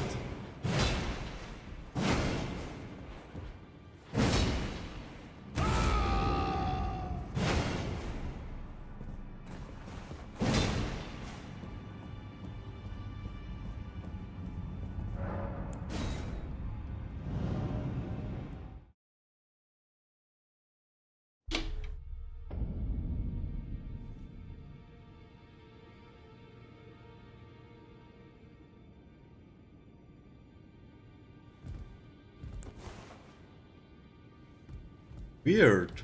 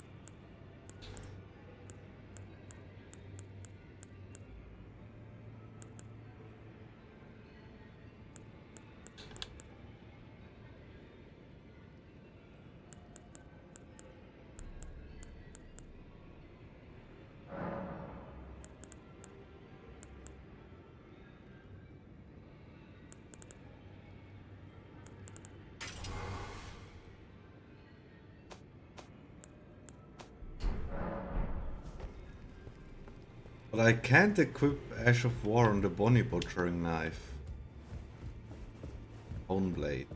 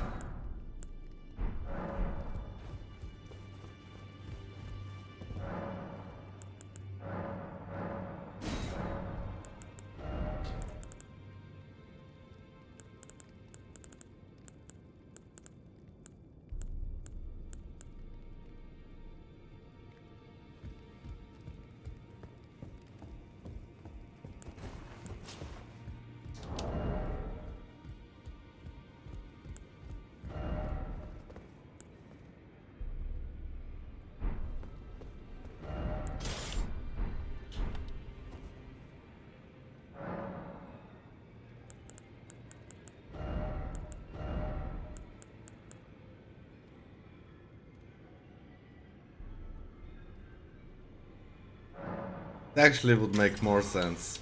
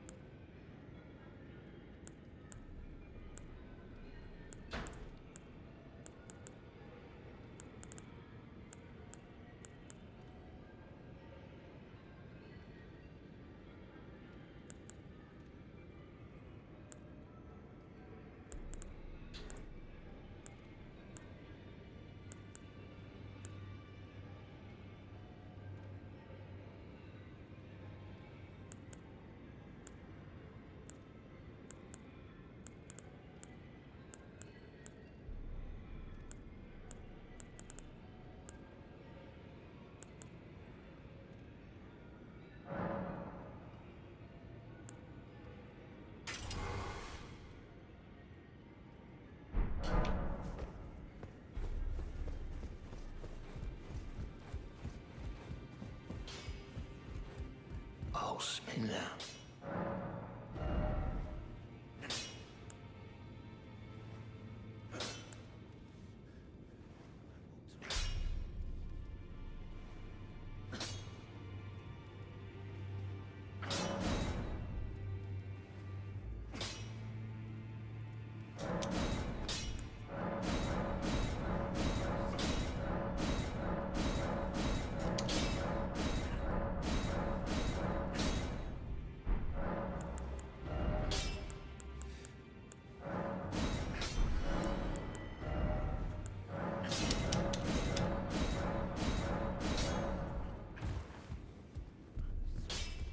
Ausmänner.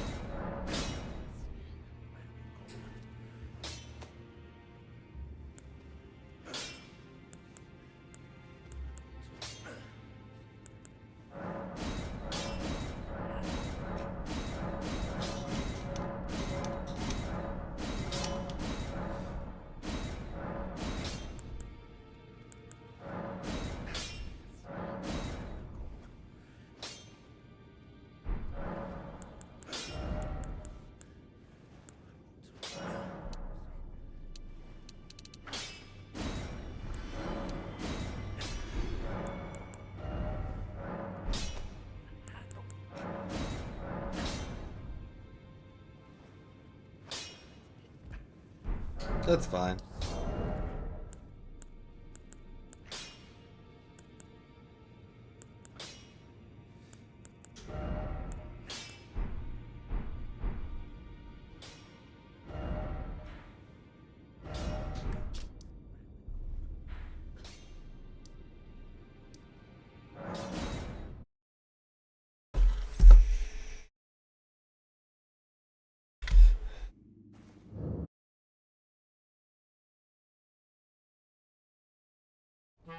Wenn ihr in der Ferien ein Hotelzimmer teilt, dann teilt ihr auch If God didn't exist, could you still believe in him? Jordan Peterson is famously difficult to make heads or tails of. His mixture of storytelling, philosophy, psychology, and literature analysis all rolled into one makes it hard to decide just how literal he's being in some of his arguments. Is that a tongue-in-cheek remark, or is it a serious philosophical point? And perhaps no area of his thinking has caused more confusion than his beliefs about God. Peterson sometimes comes across as an atheist, sometimes a Catholic, and sometimes a mystic, making it difficult to see what his position on the divine actually amounts to. But there is a particular class of argument that he uses to support a belief in God that I find endlessly fascinating, because it crosses over with a rich tradition of philosophy that threatens to turn the entire field on its head.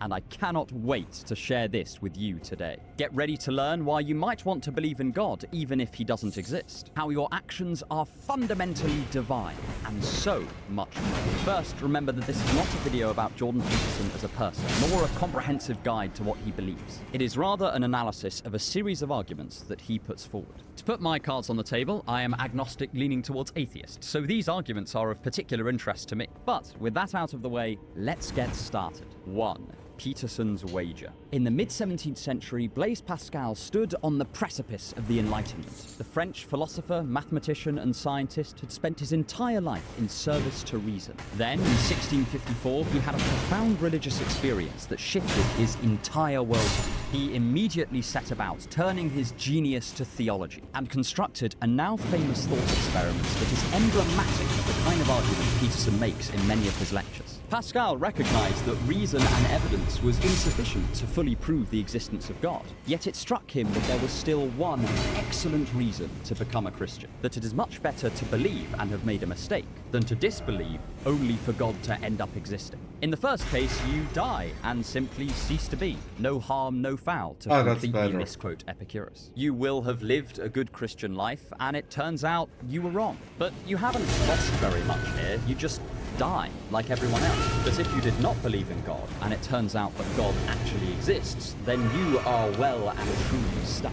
You'll be sent off to hell for an eternity of deeply unpleasant experience. So Pascal says if it's a toss-up between the two, you should probably throw your hat in God's camp.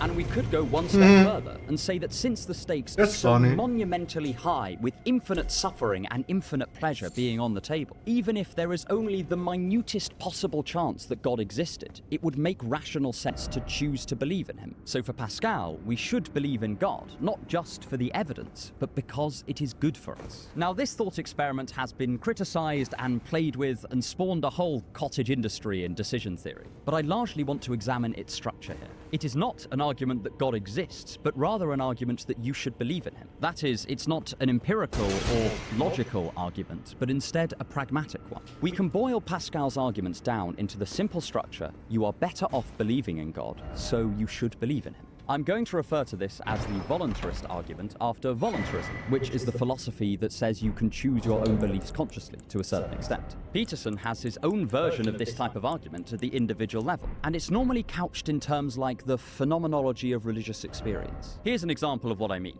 And so the idea that whatever the people who conjured up the Old Testament creation account were doing was something akin to scientific theorizing is a mistake that would only be made by people who don't know how to distinguish between different kinds of truth. One of the issues that I have is that, let's say, the celebrity atheist types, they don't seem to me to be contending with the real issues. Like, there are some serious heavy hitters in the religious phenomenology domain.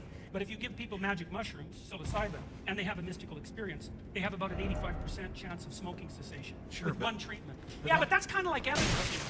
I'm going to summarise his overall point here because it stretches over quite a large period of time. But do go watch the original video for yourself to check that I'm not accidentally misrepresenting him. Peterson references a number of different aspects of religious belief that are supposedly life-enhancing. He talks about how mystical experiences can help people beat addiction or influence their life in a more open or positive direction. Funnily enough, Blaise Pascal is a good example of this. Elsewhere, Peterson has talked about the benefit of having a metaphysically grounded sense of order in your life, and that God can provide this. So religious belief can protect you from a sense of meaninglessness. It can make your inevitable suffering seem worthwhile, and it can prevent his dreaded forces of chaos from closing in. And I am willing to grant that religious belief probably does have positive effects for the believers in a lot of cases. A great many theists testify to their faith granting them strength in hard times, and there is statistical evidence that religious people are, on average, happier. There is certainly philosophical precedent for this as well. Kierkegaard famously argued for faith in God as a route out of existential despair. Peterson's argument here is of a similar form to Pascal's, but with the stakes considerably lower. He explicitly concedes that there is no evidence confirming beyond a reasonable doubt the existence of God. But then he argues we have good, pragmatic reasons to have faith regardless. Just like Pascal, he says you're better off believing in God, so you should believe in him. This treats belief as something you can actively choose, and given that, holds that it is rational to choose the beliefs that are going to work best for you in the long term. It's worth noting this is really separate to any argument that affirms God's actual metaphysical existence. A similar view was put forward by William James, the father of modern psychology, who argued that we might adopt a belief in God because it would make us more mentally healthy. Again, this is a voluntarist argument. This, in turn, provoked a notorious and scathing critique by Bertrand Russell, who essentially said that what is true and what is useful are not the same thing, and that truth should be the principle that guides our belief, not practicality. Thus, there are inconvenient truths, appalling truths, and painful truths. To quote Russell, "If I say Hitler exists, I do not mean the effects of believing that Hitler exists are good. And to the genuine believer, the same is true of God." In other words, according to Russell, a pragmatic argument like the one Peterson puts forward is not really about belief as we traditionally conceive of it. Normally, belief has what is called a direction of fit, where we examine the world, see what is out there, and mold our beliefs around whatever we find. But Peterson's argument, along with James's and Pascal's, distorts and reverses this direction. It asks that we first choose to believe something and then let it guide our actions in the world. And here we see the emergence of a key theme in Peterson's arguments about God, a particular definition of belief. For Peterson, belief seems first and foremost to be something that guides actions. So if I believe that I can do a somersault, that entails certain behaviors. For instance, that I would not at all hesitate to display the somersault if someone asked. I want you to put a pin in this definition of belief, as we're going to come back to it later. In a lot of ways, it's actually very, very strong. The trouble is that even if this is an accurate description of what belief is, it still doesn't follow that the regulations for belief should be what is useful as opposed to what is true. We can still say, all right, your belief that you can do a somersault implies that you also believe that you can demonstrate. But at the same time, if you repeatedly try and how fail can you to do a shoot through the somersault, walls? your belief ought to be revised in line with this new evidence. On the other hand, Peterson can point to other situations where we think it is rational to believe something even if it might not be true. For instance, if I have to jump from one ledge to another ledge over a deep chasm, many people would say it is rational for me to believe I can make that jump, since this belief will actually increase the chances that I can get across the gap, because I'll put my full effort into leaping across the chasm, as opposed to a half-hearted or even 90%-hearted attempt. So for Peterson's arguments to be plausible here, you have to hold two further assumptions. The first is that you can choose your beliefs, and the second is that your choice of beliefs can be rationally guided by factors other than truth. If so, then Peterson's argument is at the very least plausible, but without these premises it seems like a non-starter. If you think that belief should only be guided by truth, then these pragmatic arguments are just besides the point. And if you don't think you can choose your beliefs, then the whole debate is idle. Of course, both of these premises would require substantial argumentation, but if I went into it here, then this video would be several hours long. Luckily, Peterson has another pragmatic argument for believing in God, this time with a societal twist. If you want to help me make more videos like this, then consider subscribing to either my email list or my Patreon. The links are in the description. 2. The Demons of Dostoevsky. Dostoevsky once wrote that he would rather be with Christ than correct. And while at first this seems like a ridiculous thing to say, it makes more sense when you consider what he thought would happen if mankind lost its faith. In the aptly titled Demons, spoilers ahead by the way, Dostoevsky explores how a group of revolutionaries use their atheism as an excuse to bring a town to ruins, under the pretense of humanistic socialism, but really for the vague self-interest of the leader of the rebellion. Meanwhile, another character uses his disbelief to commit increasingly selfish actions, culminating in his confession of a crime so unspeakable that I will not repeat it here. Dostoevsky reflects a worry that many philosophers since the beginning of the 19th century Okay, why is it that with there? the decline of religion in society, there will come chaos, social unrest, and eventually millions may die. Some people have even tried to link the atrocities of the 20th century back to the decline of religious belief, with varying degrees of plausibility. Considering the influence Dostoevsky has had on Peterson, we shouldn't be surprised that he develops his own version of this classic argument. The clearest example of Peterson giving this argument I can find is from a clip called The Problem with Atheism, and I'll play a few sections from it now. Dostoevsky said straightforwardly, if there's no God, so if there's no higher value, let's say, if there's no transcendent value, then you can do whatever you want. Where's the pathway from rationality to an egalitarian virtue? Why the hell not every man for himself and the devil take the hindmost? It's a perfectly coherent philosophy.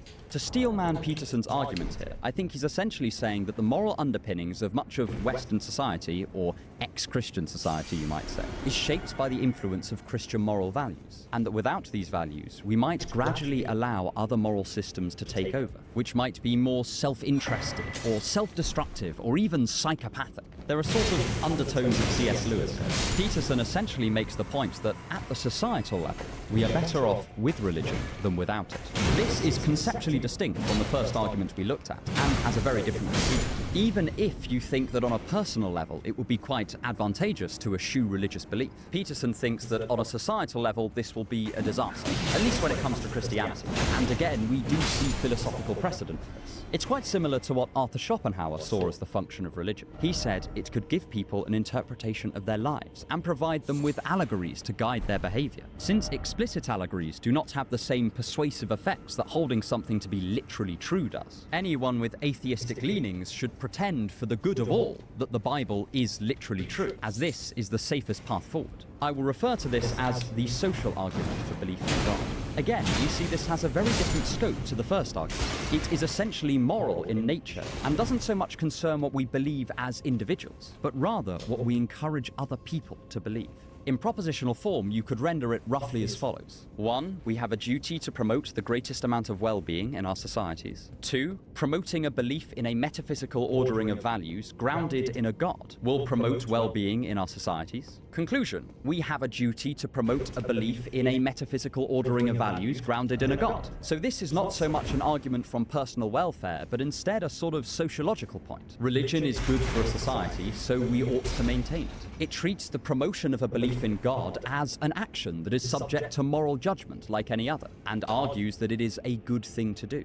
There are obviously a number of potential responses to this. The first is that it is unclear how we would verify if religion was good or bad for a society. The religiosity of a group of people is very difficult to separate and test in isolation as a causal factor. So it's hard to see exactly how we would measure the effects of declining belief in God, separate from other confounding variables. I certainly think that Peterson's view here is plausible, but I could also imagine someone else turning around and saying, isn't this a fantastic opportunity to build a new moral system? One where universal human value is not just an after effect of a belief in God, but an irrefutable axiom. Without testing, it is difficult to conclude which of these would come to pass, though people have used anecdotal experience, philosophical arguments, and historical examples to point in either direction. However, perhaps unsurprisingly for a recovering logic student, I want to look at the reasoning structure at play. Here, we again see justifications for a belief that are separate from the truth of a proposition, but are instead to do with that proposition's effects, this time at a societal level.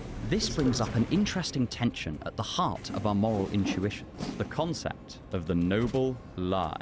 Let's abstract away from the example of God at the moment and instead choose an idea we know is false. Say that pigs can fly. How do I Imagine jump there off? exists a society that, for whatever reason, if you promulgate the belief in flying pigs, I this know will I help can it jump become off. calmer, more peaceful, and more prosperous. On the other hand, you know that if they learn the truth that pigs cannot fly, then their society will sharply decline.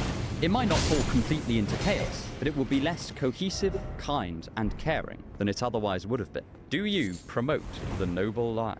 I love this problem because it tugs at two competing moral impulses, the impulse to be honest and the impulse to do what is best for others. This is a bit of a tangent, but it's notable that whenever Professor Peterson is pressed on the question of whether God actually exists, in a literal sense as real as this bookshelf is, he almost always seems to switch the topic to a similar but ultimately distinct question, whether it is good to believe in God.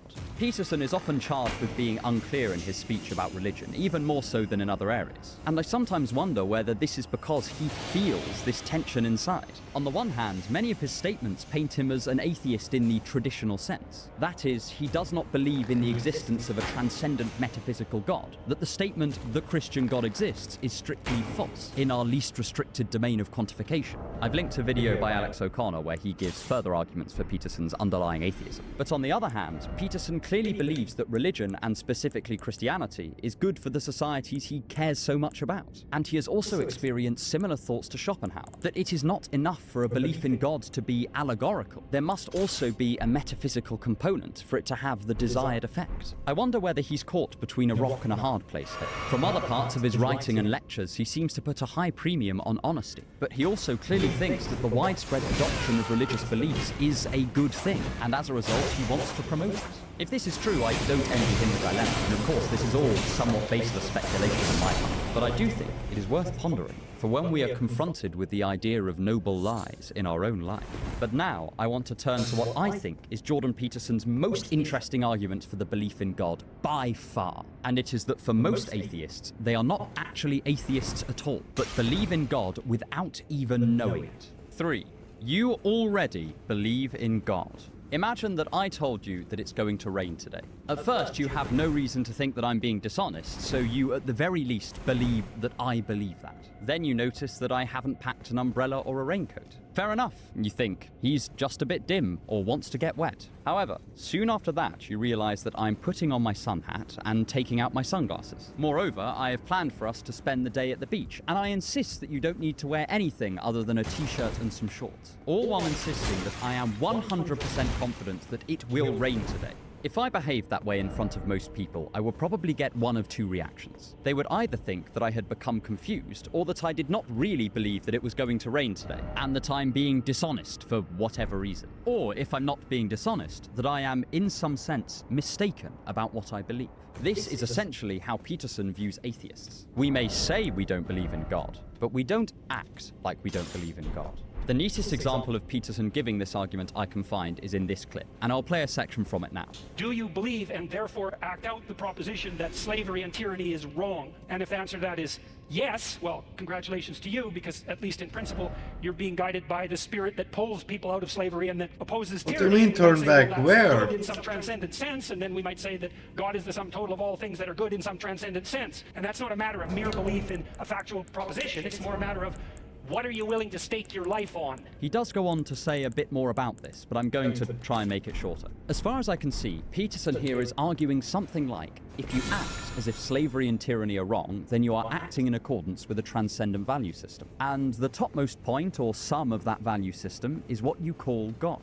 This argument might look simple, but there's quite a lot going on behind the scenes. I'm going to refer to this as the involuntarist argument. It differs from the voluntarist argument because it does not advise that we believe in God, but says our behavior already demonstrates a belief in God, whether we want it to or not. First and foremost, you have an assumed definition of belief that I actually think is quite plausible. Here, belief is at least partly defined by what you act in accordance with, or would act in accordance with, given a situation. So just like my story about rain at the beginning, if I don't demonstrate any behavior in line with my stated belief that it's raining, then it is natural to question whether my belief is sincere. A very sophisticated version of this idea can be found in the early pragmatist thinker Charles Peirce, who held that any analysis of belief that did not take into account its utility for predicting action is woefully incomplete. This is a part of Peterson's argument I am perfectly willing to accept, as even if you think there is more to belief than this, I still think this is a necessary component of the recipe. However, then we face the question of what beliefs we can infer from a given course of action. The trouble is that there's an asymmetry here.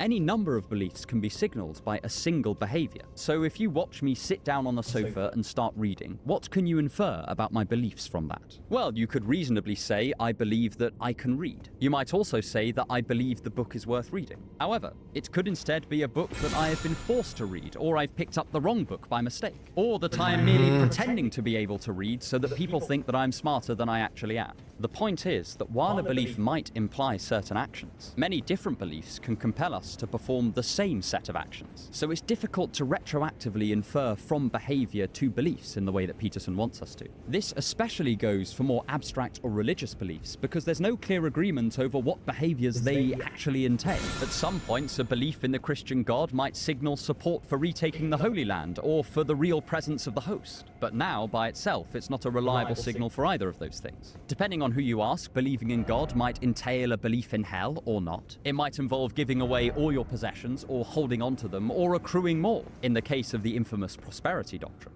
This is actually a point that Peterson admits to in some of his other lectures. We encounter a similar problem with Peterson's idea of a transcendent set of values being behind each of our actions. While I think it is plausible that when someone acts, they are assuming a set of values for their action, even if only implicitly, I'm unclear on why this would necessarily be transcendent. I could imagine a scenario where someone acts under a certain hierarchy of values but does not think they are transcendent. Perhaps they think they are material or intersubjective. When I was younger, I used to obey the commands of my father, but I don't think that entailed I thought his instructions were imbued with transcendent value. It's just that I respected him as an individual authority. Of course, Peterson does have a response to this. Elsewhere, I've heard him argue that if we keep questioning why we are performing a certain action, we will eventually trace it back to something transcendent, even if it's only implicitly transcendent. Underlying this seems to be an assumption that if a belief in values is motivating, then that belief is, in a sense, a belief about the transcendent. That without this transcendent quality, it just wouldn't be motivation.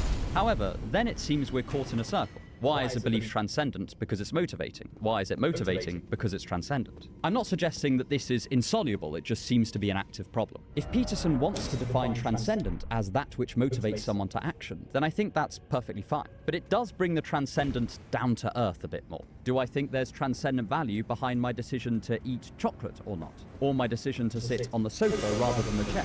It eliminates the distinction that we often have between those decisions which explicitly invoke values, like moral decisions, and mere preferences that we often hold to be motivated by something slightly less grand, like mere taste. It makes the trolley problem and the question of whether to put ketchup or brown sauce on your bacon roll to be fundamentally the same type of question. There is nothing inherently wrong with this, it's just counterintuitive. It makes the transcendent transcendent mundane as much as it makes the mundane transcendent. There's also some lack of clarity on what transcendent means here. Sometimes Peterson imbues it with this divine metaphysical, holy but other times shit. it seems to mean something like that which you cannot justify on the basis of any other principle, almost like a Wittgensteinian hinge theory. And that's a much less controversial claim, but it also doesn't seem as directly related to the idea of God. Then there is Peterson's final step, where he says that if you have transcendent values, you must also have something at the top of that transcendent value tree, or alternatively something that is the sum of all those good things, and you call that thing God.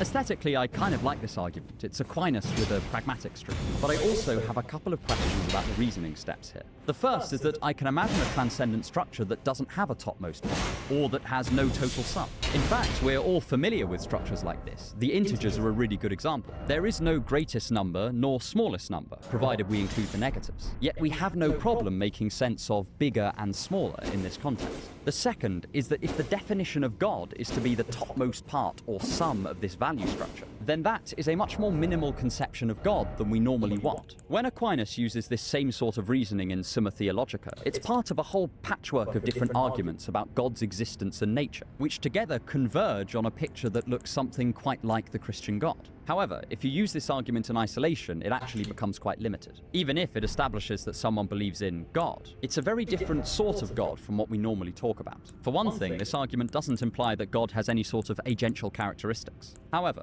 despite the issues I have with Peterson's arguments here, I am in some ways a real fan of the type of reasoning he's using. And now I want to explain why.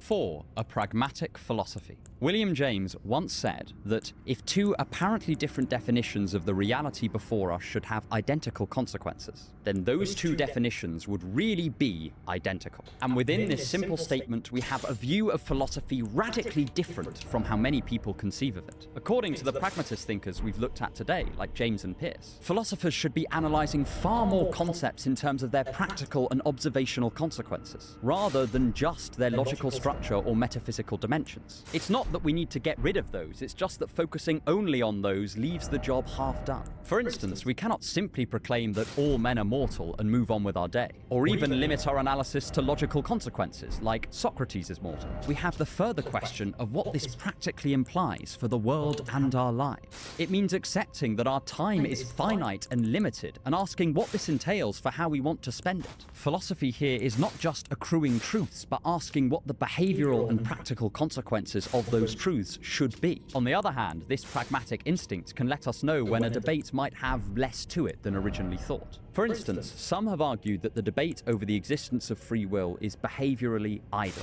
at least at the individual level. If I believe that all my actions are determined, or that all my actions are fundamentally free, this won't actually have a meaningful effect on how I live my life. Because unlike fatalism, determinism doesn't imply that you are not a causally effective agent, just that all the choices you will make are already determined. I personally think there's probably a bit more to the debate than this, especially once you move from the individual level to the societal level. But I've certainly seen people put this forward as an argument. For a counterpoint, you might check out Robert Sapolsky's new book, and I've probably butchered his name. And despite my problems with Peterson's arguments, I really like that he has taken this angle into contemporary debate about God, asking what the practical consequences of a belief in God should be. Although his question, what do you mean by belief, has become a bit of a meme, it is genuinely worth asking, because our working definition of belief is going to have a real, tangible impact in how we interact with the world. If we think a necessary component to belief is predicting someone's behavior, then if someone tells us that they believe in something, we're going to take that very differently to someone that thinks that it's an internal affirmation of a proposition and nothing more.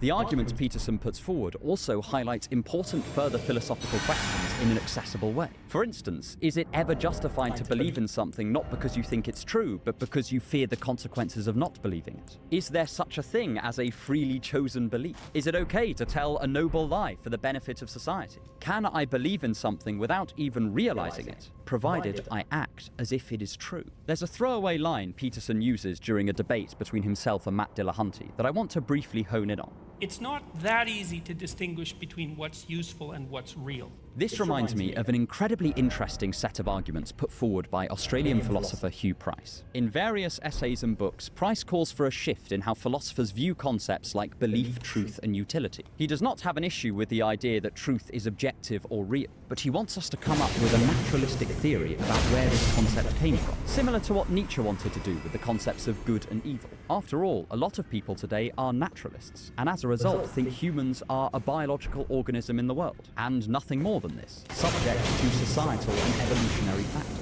So we must give a causal account of the concept of truth in these naturalistic terms as well, without appeals to abstract propositions or mysterious metaphysical correspondence relations. And Price's argument is that the cause of our concept of truth probably stems from some form of abstracted utility. That is, knowing what is true is almost always useful, and that explains our concept of truth and its cultural importance across, as far as I know, every society to have ever existed. Like I said, Price is not saying that truth is relative or anything like that, but rather that truth needs explaining at the naturalistic level, as well as the abstract logical one. To quote one of his biggest inspirations, Charles Peirce, something tangible and practical must be at the root of every real distinction of thought. But once we are playing with this idea of truth explained by abstract utility, Peterson's original statement starts to make a bit more sense. It is not that what is real or true is what is useful at a first order level. If it were useful for me to believe that I would become a billionaire tomorrow, it still wouldn't make it true. But if utility is part of the causal story that underlines our concepts of truth and belief,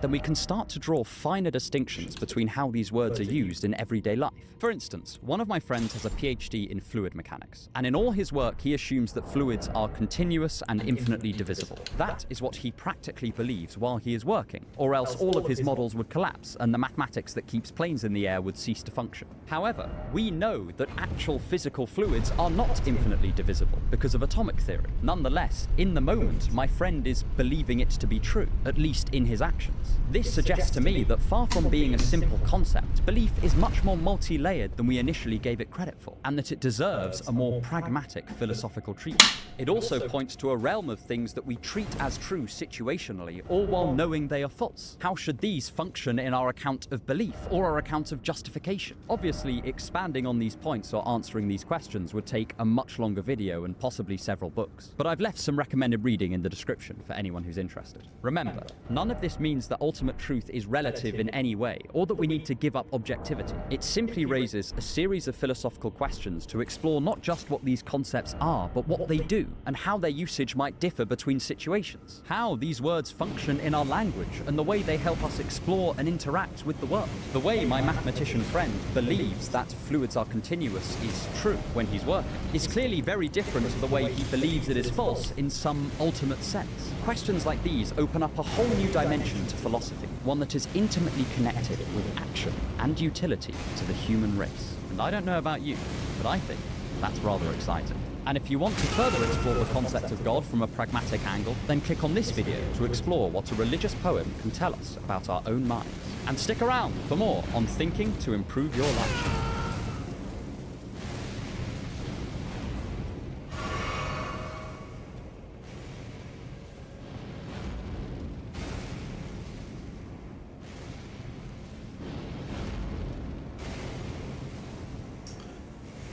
I should have shot him before he aggroed.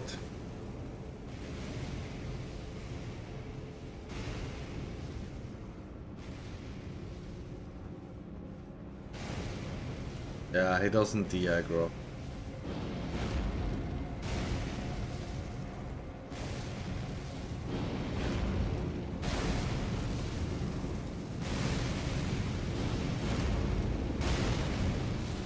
But he doesn't hit me here.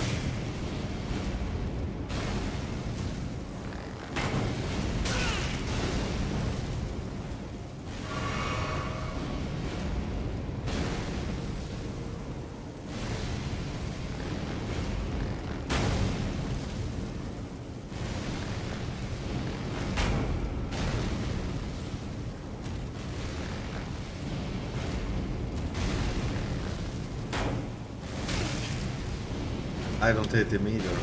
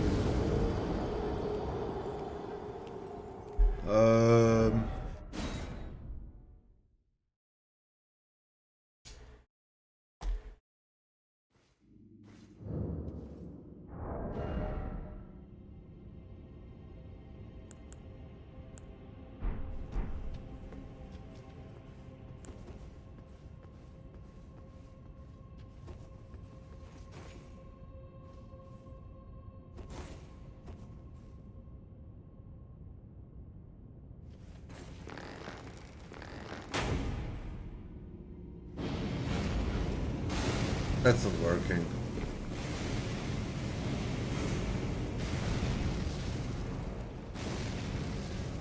Maybe this. This is working.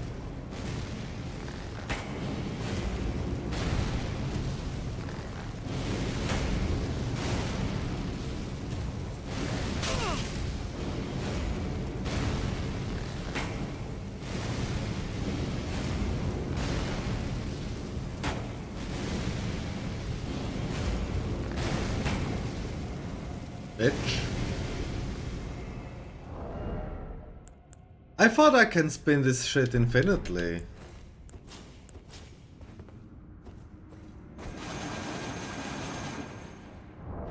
Well, that's disappointing.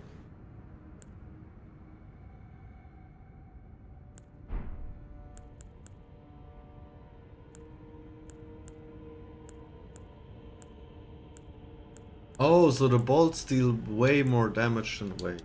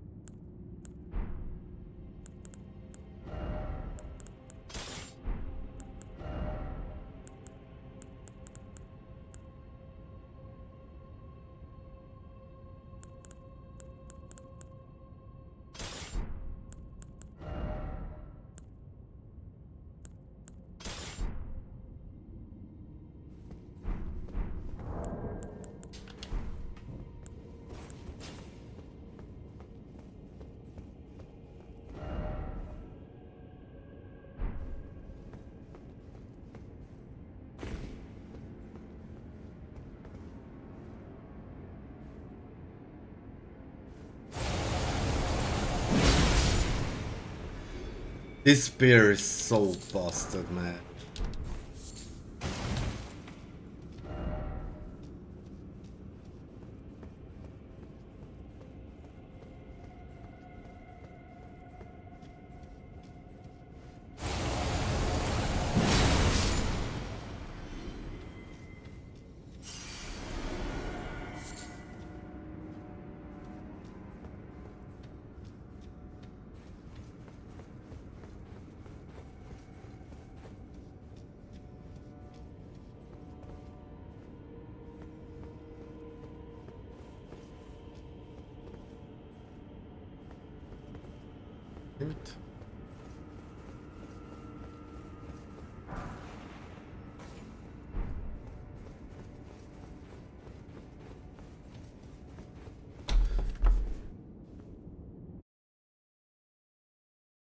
So this is remarkable. The paper tablet created for people who like to take notes. It even feels... If you want to picture the future, imagine a boot stamping down on a human face forever. There are few books as famous and infamous as George Orwell's 1984. It was banned in the US for being communist and in the USSR for being anti-communist. It was a biting critique of everything from authoritarianism to censorship to Plato. And it is one of the most frequently mentioned books by politicians across the globe. The spectre of Orwell's nightmare looms large over public consciousness, and will do for many years to come. But for all of this significance, we rarely stop to examine Orwell's novel in depth. What is it that makes the villainous party so destructive? And what makes living under their brutal regime so unbearable? Well, this is just what we will explore today. We will uncover Orwell's terrifying genius in designing a state that chips away at every layer of the human psyche, slithering through our innermost machinery and turning us into dull, manipulable slaves. Here, we'll learn how memory is key to personal identity, how power can reshape the definition of truth itself, and why helplessness is so important if you want to become a dictator. Of course, I'll be unable to cover every aspect of 1984 here because it's such a deep novel, so I do encourage you to read it for yourselves. And let's start with a brief recap of the story and world of 1984, just so we're all on the same page going into our analysis. I fucked up, Spoilers man. out. 1. 1984. A brief synopsis. George Orwell's novel opens on a dystopian totalitarian state named Oceania, comprising what used to be the British Empire and the United States. Our protagonist is Winston Smith, an employee and minor member of the Party, which is the government ruling Oceania, headed up by their messianic leader, Big Brother. Don't tell me Oceanian that's society the is split into Impashes. 3 strict classes. The inner party, who wield pretty much all the power. The outer party, about 13% of the population, who live under constant surveillance and carry out orders from above. And the proles, the remaining 85% of the population, who are sharply policed and are kept ignorant of current affairs, but are largely left to their own devices. Considered too stupid and uninformed to be a threat. All outer party members are kept under watch by telescreens, digital devices that have cameras and microphones attached to them to survey their every move. Winston's job is at the Ministry of Truth, correcting records. Each day he files into work and alters documents so they reflect what the government wants them to say. Of course, he's unable to admit to anyone else that this is in fact his job description. Funnily enough, this was probably partly inspired by Orwell's own experiences making propaganda during World War II. Propaganda which included praise of Stalin. In Oceania, one crime is treated more seriously than any other: thought crime. That is, harbouring treasonous ideas that would undermine the party. There was no clear definition of thought crime, and you could be hauled away by the thought police for such varied indiscretions as unsuitable facial expressions or sleep talk. Winston, for his part, secretly harbours a deep hatred for the party. And our story begins in earnest when he decides to write down his private thoughts in a secret journal, knowing that if this was ever found out, he was as good as dead. Over time, Winston becomes acquainted with a young woman The named Blessed Julia, and they Dude talisman begin is an illicit insane. affair. I didn't Julia is use a everything single that Winston flask, finds man. lacking in his own life. I She haven't is used a passionate, single flask. naturally rebellious against the party, and irresistibly attractive to Winston. They slowly fall in love, and Winston rents a private room above a shop where they can meet and share stolen hours together without raising party suspicions. In Oceania, unions between party members without explicit permission was strictly forbidden, and sex and relationships in general were disparaged and looked down upon. Meanwhile, Winston catches a suspicion that one of the members of the inner party, O'Brien, harbours similar rebellious sentiments to himself. One day, O'Brien asks Winston to visit him at his address, under the pretense of providing him with a new government-issued language guide. Winston goes there, bringing Julia, and O'Brien reveals himself to be a member of the Brotherhood, a secret organisation hell-bent on overthrowing Big Brother. They agree to join the rebellion on one condition, that they never be separated. O'Brien arranges for Winston to be provided with the key text of the Brotherhood, which explains the inner workings of the party and why it must be overthrown. This work describes numerous aspects of the totalitarian state, including how the country is kept in a perpetual state of war in order to waste resources and have the populace accept terrible hardship, all so they are kept more loyal and dependent on the party. Winston is reading this book to Julia in bed when all of a sudden the thought police descend on their hiding. The owner of the shop, from whom Winston was renting his room, is revealed to be a member of the Thought Police it's a all along, teleporting as guy. is O'Brien, and both Winston and Julia are whisked away to the Ministry of Love, the ominous house of the party's twisted justice system. Winston is brutally tortured again and again by O'Brien, with the aim of breaking his spirit and remaking him in the image of the party. O'Brien explains that external truth is a delusion held by the insane. Since the party has destroyed any evidence that doesn't parrot their narrative, the only reasonable thing to do is to believe that what they say is true. Any other perspective was woefully out of line with the evidence and reflected a flawed and outdated philosophy. O'Brien also reveals the party's motive. It wants power for its own Stop sake. it! In the same way a utilitarian places happiness as the end goal of all action, the party places power as the supreme good of existence. O'Brien explains that they don't just want power over your behaviour, they want power over your mind. And they will not rest until Winston's psyche is reshaped entirely. Eventually, Winston is tormented to the extent that he truly believes anything O'Brien tells him, even affirming that 2 + 2 = 5, without question. But in his cell, he becomes agitated, and in a nervous fit, cries out for Julia. O'Brien realizes that Winston's heart is still his own, and so he takes him to room 101 to face his ultimate fear. Winston has a terrible phobia of rats, and O'Brien hooks him up to a machine which will allow rats to eat his Didn't I flesh get an unless holy? he gives in. In his terror, Winston screams that O'Brien should do this to Julia instead, if only it would let him go free. O'Brien knows that at this moment he has dominated Winston's entire I got soul. Braid and of so America, he lets him didn't go. I? We flash forward to see Winston sitting in a cafe, robbed of all feeling. He met up with Julia, but they both know that they've betrayed one another to the party, or else they would not have been released. And so now they feel only faint disgust for one another.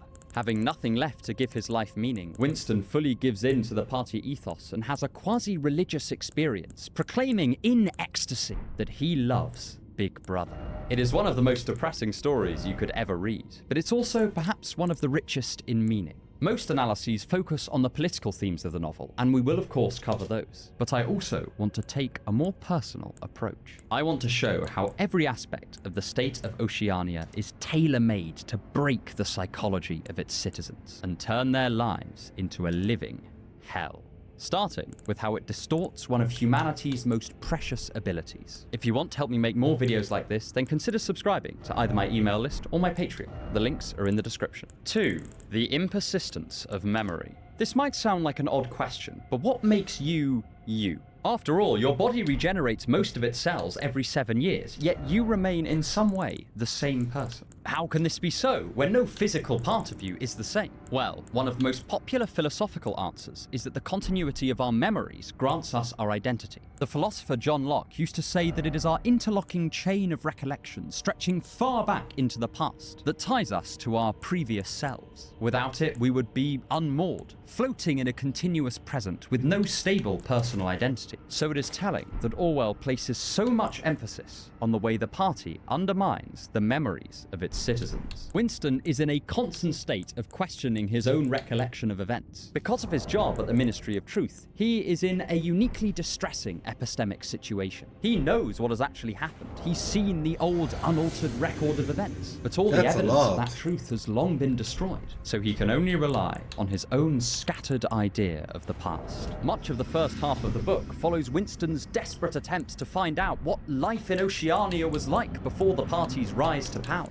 He questions one of the elderly proles about this, but all he can remember are irrelevant details, and even that is hazy. Try as he might, Winston just can't get an idea of either his history or the history of his society. He has some vague idea of who his mother and sister were before they were disappeared by Big Brother, but that too is a blur. He can't even be certain of what happened a single day in the past, because the records of the party are constantly being altered. Big Brother might deliver a speech, only for its contents to be changed on all official documentation the very next day. It was dangerous to even speak to a colleague about past events, because they might say something that contradicted the party line, and be vaporized as a result.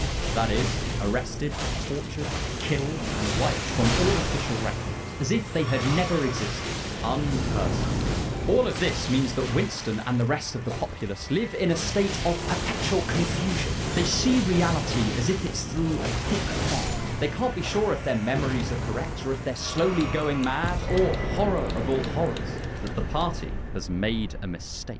It is gaslighting on a monumental That's a lot scale, of runes. and it means no one can pin down a consistent idea of what is true. Aristotle once famously claimed that if a proposition is true, it is true for all time. If John went shopping on the 11th of March 1996 is true today, then it is true forever. No one can change it. But in the world of 1984, such an idea is ridiculous. The past alters at the whim of the party higher-ups, and since there's no one around to contradict them, their narrative wins by default. After all, we normally check what happened in the past by looking at the evidence, but all of the evidence here is Why centrally can't I use controlled. Wyke's Hence the party lightning saying, spear? who controls the present controls the past. But if we take John Locke's theory of identity seriously, then the situation is why actually the much armor, worse than man? this. This is It is so not just that Winston unnecessary. cannot make sense of the past, he can't even make sense of himself. His memories have to change along with party policy. If he talked to someone yesterday who has since been unpersoned, then that recollection can only be maintained on pain of death. Where's the equip In load? Lockean terminology, he has, to a certain extent, become a different person. Worse still, he is constantly becoming different people each and every day. With each memory encroached upon by Big Brother, he loses a little sliver of his personal identity, sacrificing it at the altar of the state. only to have to do the same thing the next day, crafting new memories to replace the ones that are now criminal. Of course, like almost everything else in the novel, this confusion is by the design of the party. If the populace can't even decide on the past, then they'll have no idea what to do about the future. They cannot even spot causal relationships in the world. The ability to observe trends, discover weaknesses in the party apparatus, and assert their own view of reality is completely taken away. One of the famous slogans of the party is "Ignorance is strength." But it is more than just that. Their strength comes not just from the ignorance of the population, but from their sheer bafflement as they spin out of control, alienated from themselves and from reality, forced to question the evidence of their own senses against mountains of artificially constructed documents. A hole opens up in their minds. They begin to crave answers, to have any small crumb of certainty in their model of the world. And this is something the party is all too eager to provide. This is what I take to be the first brick in both the wall of Big Brother's power and the misery of Oceania. The party presents its subjects with an impossible choice. Either submit to the state's view of the past, sacrificing their very identities in the process, or give in to a whirlwind of bewilderment that will prevent them from resisting in any case. Here we see the emergence of a theme that will become central to our analysis. The party constructs reality, so there are truly no good options. But the least bad of the bunch is always to toe their destructive line. But this is only one aspect of the party's vice-like grip on the minds of its populace. And there is far worse yet to come. 3. Language and thought. If you had never known the word elephant, how would you talk about them? You might describe them by their properties.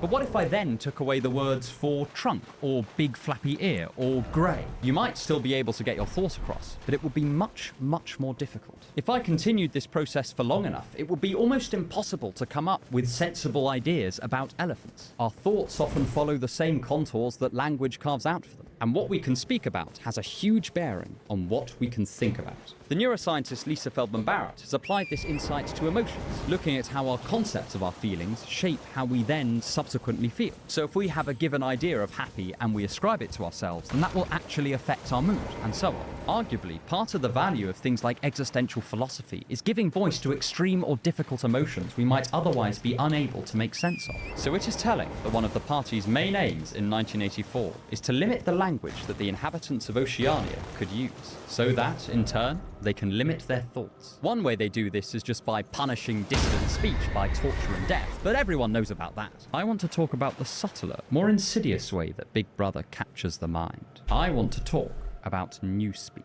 Newspeak is the official language of Oceania, and its vocabulary is entirely controlled by the party. In our world, languages can roughly evolve through a process akin to supply and demand. People want to express something, but they cannot quite do it, so a word is crafted that fits what they want to say. Shakespeare wanted to express the idea that something could not be heard, so he coined the term inaudible from existing components of the language. People wanted a new word that would give them time to think during breaks in a sentence, so a brand new meaning was constructed for the word life.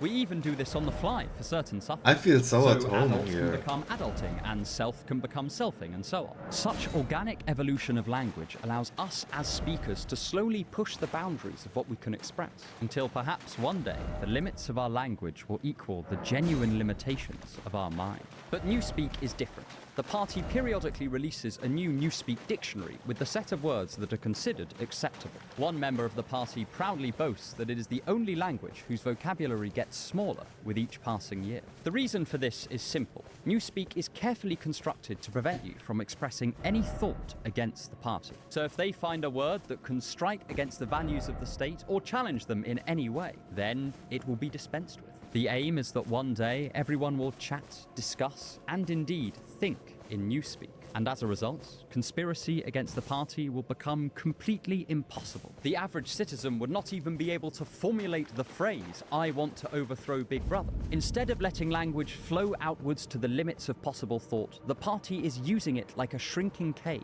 to trap the growth of our ideas. Newspeak also involves the careful construction of words that suggest certain forms of behavior are good and others inherently bad. For instance, the Newspeak word for preventing yourself from having a dissident thought is Crime Stop. Who could be against Crime Stop? It's basically telling you it's a good thing by its mere appearance. But in doing so, it incentivizes citizens to keep their minds well chained up so that they too can be crime stoppers. Another good example is thought crime. By the very construction of the word, it professes that thoughts can be against the law and constitute criminal behavior. If you use it in a non-ironic way, then you've already bought into the party's worldview without even realizing it. When you're reading 1984, you get the sense that the very idea of opposing Big Brother is becoming gradually inexpressible. And it's not just this that the party wants to eliminate. One of the party members in charge of the Newspeak Dictionary says that eventually they should be able to challenge basic human instincts like the drive to have sex. He paints a dark picture where the very fabric of your thoughts and feelings are controlled by the party, and any imagination or contemplation can only be had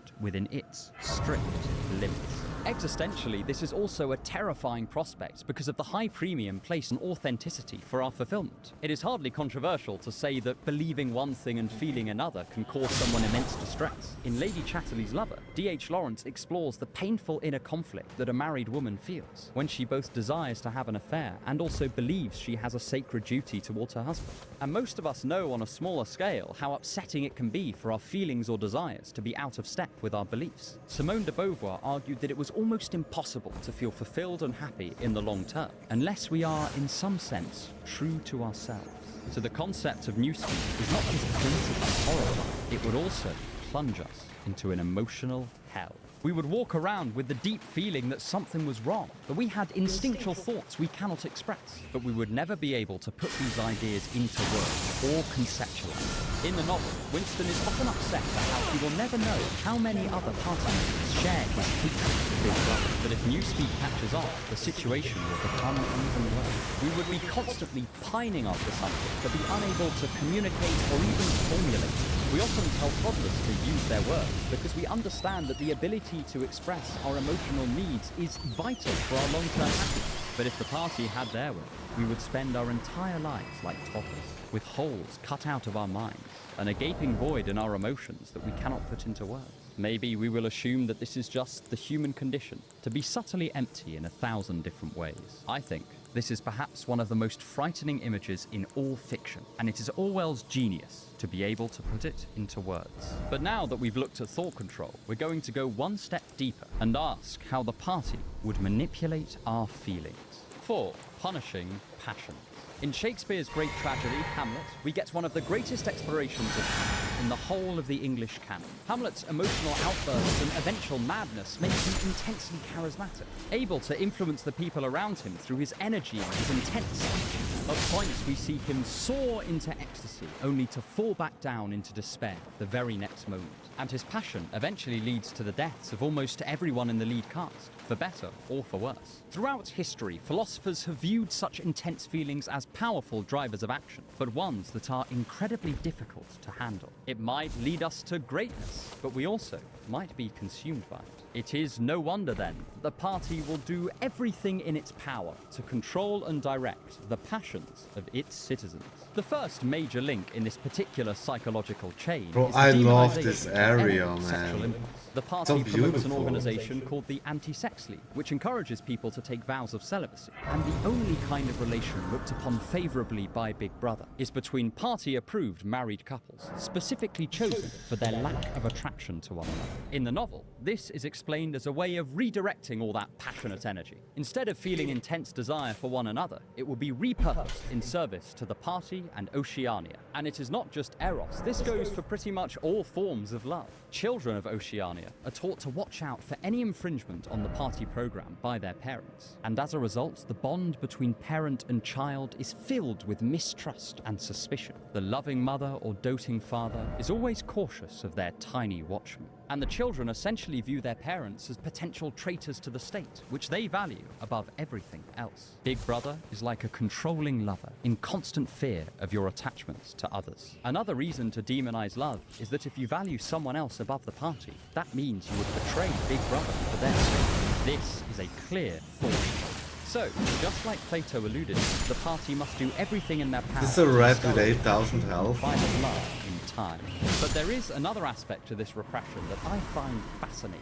Since very few people can get rid of this need for human connection entirely, the demonization of these emotions places almost every inhabitant of Oceania in a permanent state of guilt and shame. If they have felt passion for another person, an iota of sexual desire, or even innocent familial love, then they have walked the first steps to committing a thought crime, and thus they now have something to hide. It keeps everyone in a state of underlying subtle terror, where they know if the thought police came knocking Wait, at doesn't their my door, stamina the next regen go would up be with unstoppable. stamina? And this fear can be a paralyzing force against any anti-party action. I don't know if the After all, turtle... if you know you're Wait a guilty, minute. it's good to be on your best behavior. Of course, the party uses a whole host of methods. I to think my secure stamina control of their recharges citizens' faster emotions. They have the a more I vast have. and sophisticated propaganda machine to turn to. But I want to explore the methods of the thought police themselves, and how they twist some of our most benevolent concepts to their own ends. When Winston is being tortured, he describes the worst part as not the beatings or the electrocutions, but the questioning by O'Brien. Orwell presents a twisted version of psychoanalysis, where O'Brien repeatedly insists that Winston is sick,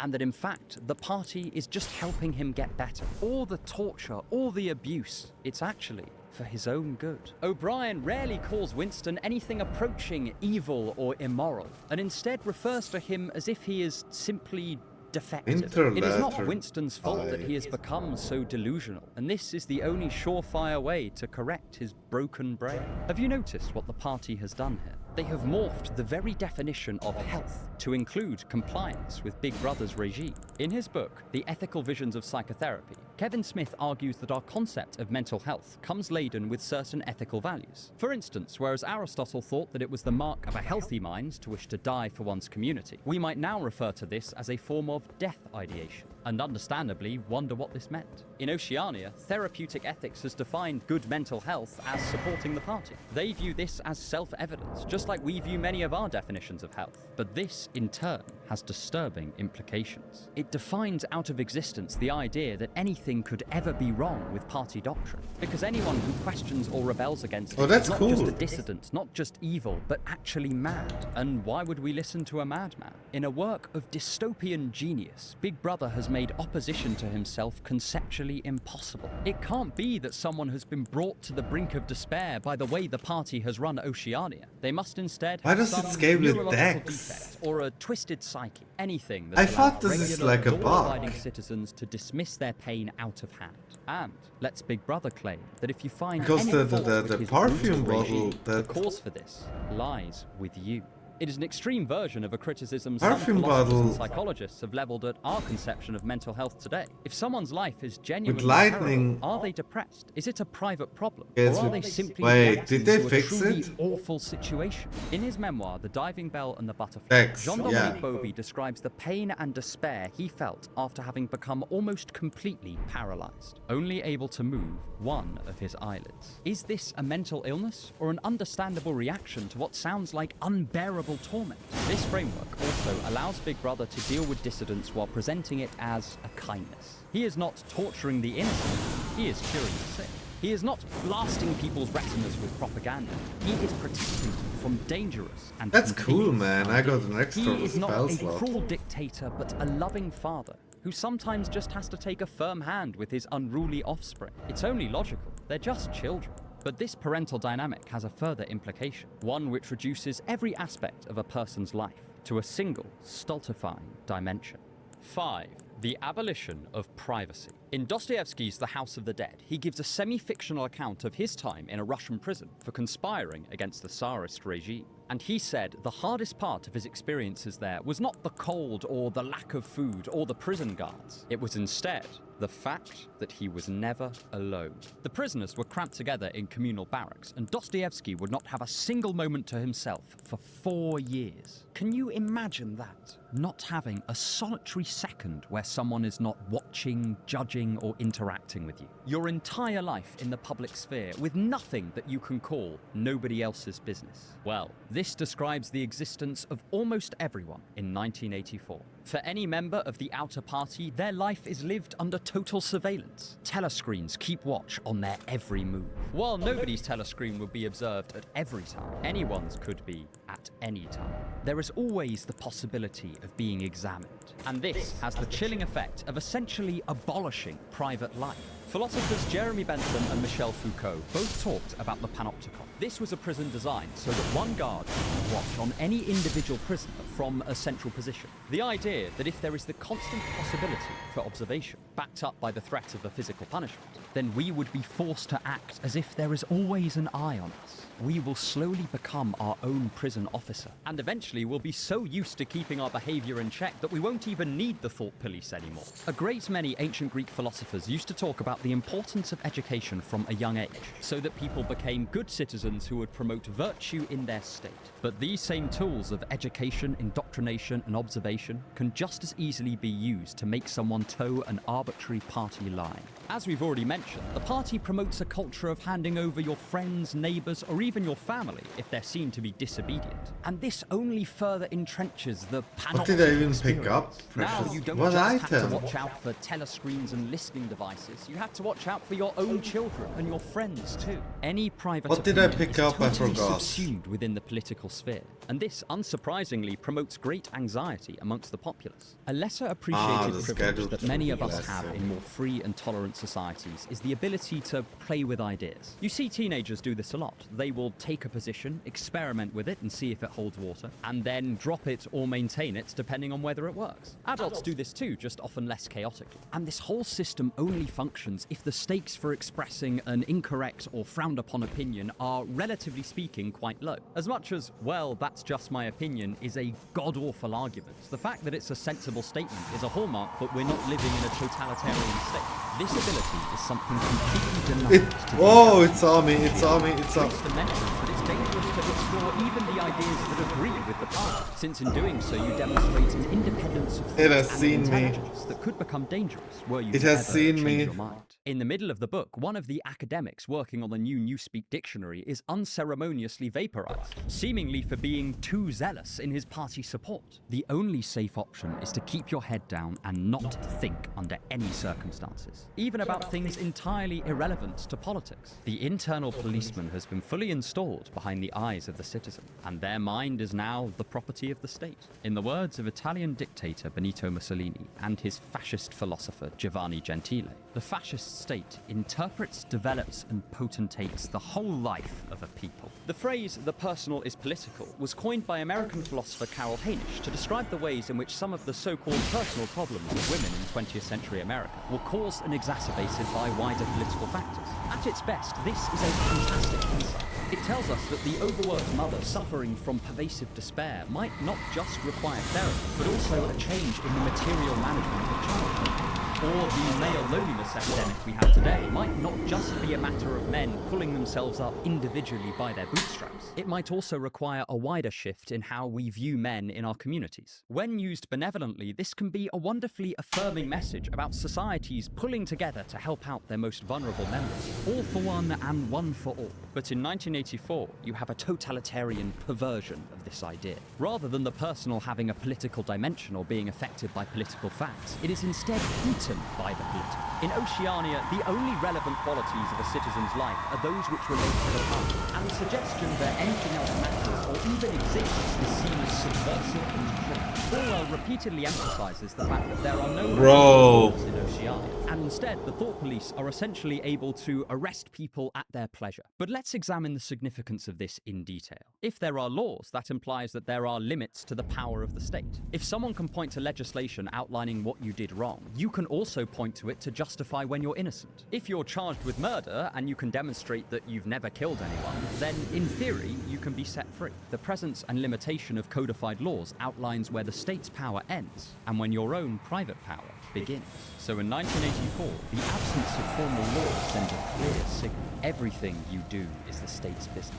And the idea of ungoverned behavior just doesn't exist. This is part of what allows Big Brother to make thoughts themselves. Yeah, I mean, it's a grab.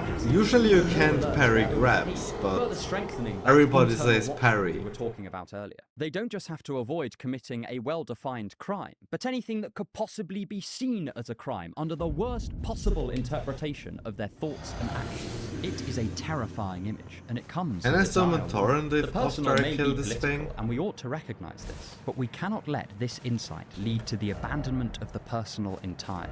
But something I very rarely hear people talk about when they discuss 1984 is what the thought police and the other Crouching, echelons of I'm the another party pussy. actually get out of their arrangement.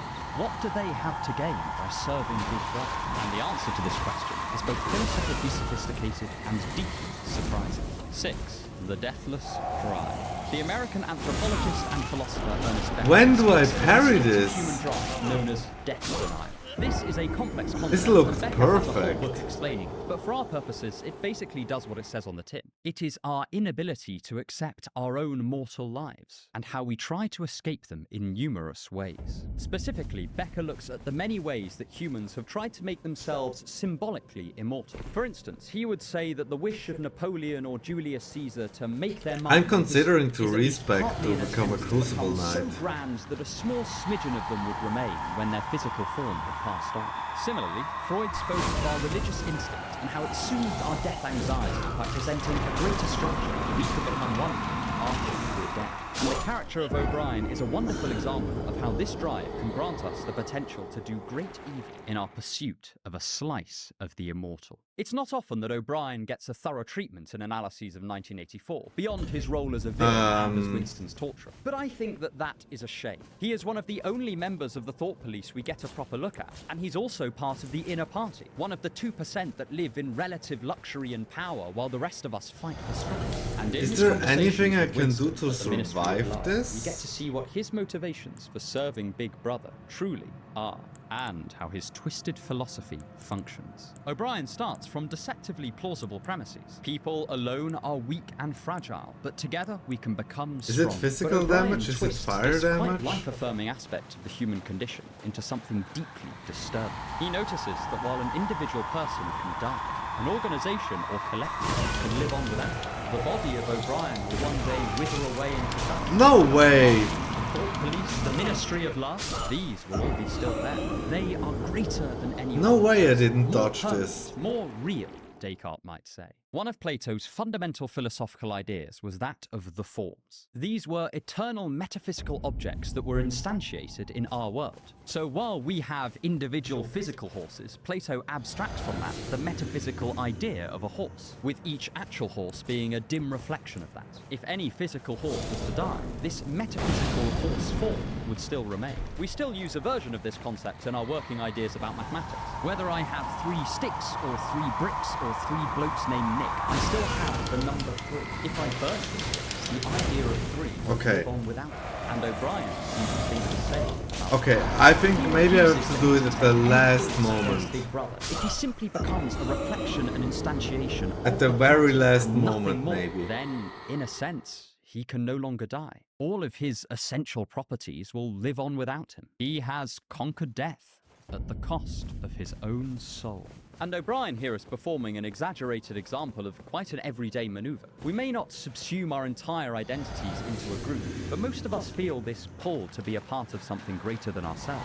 The human wish to belong is immensely powerful, and it can drive us to do terrible things. In his book, Ordinary Men, Christopher Browning describes the horrific actions carried out by a German police battalion in occupied Poland during World War II. No way, man. How the members of this murderous crew outsourced their sense of morality to the state or to No the way. command. That is, something they perceived as higher than themselves. There is this undercurrent of de-individuation taken to unbearable. Maybe Golden And Parry O'Brien doesn't is work. willingly participating in just the same sort of process. He tortures Winston mercilessly. And maybe one of the reasons he can justify this to himself is that it's not properly him doing it. He is just a manifestation of the party's will, an amoral functionary of ruthless tyranny. His is not to reason why.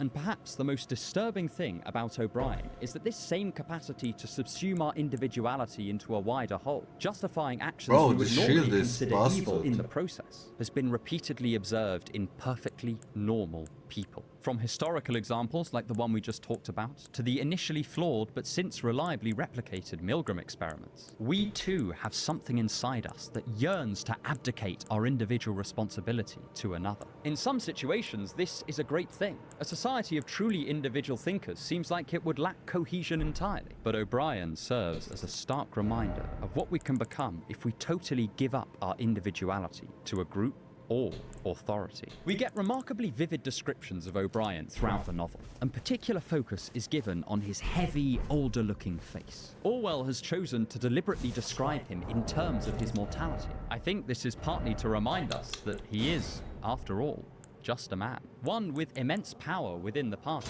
and certainly over Winston, but one that will still eventually die. And despite all his attempts to grasp at immortality, one day he will be no more, just a footnote in the history of the party. Whereas Caesar wanted to escape death through significance, O'Brien has tried the very same thing through instinct. As he put it, the individual is only a cell. The weariness of the cell is the vigor of the organism. Viewed through this lens, O'Brien becomes almost pathetic. A sad man desperately and vainly attempting to escape the one human certainty. This is a deeply uninspiring inverse of Becker's idea that a fear of death can create heroism within us. But this portrayal of O'Brien as distinctly human also links him back to us. Used for in much smaller crafting. ways, it is always available for us to make the same Faustian bargain, to sacrifice our ability to think for ourselves, to protest or rebel, and slot in fully with some greater whole. Many people, including myself, have spoken about the danger Oh, it of doesn't mind, even the work state with of golden finding parry. no meaning in life whatsoever.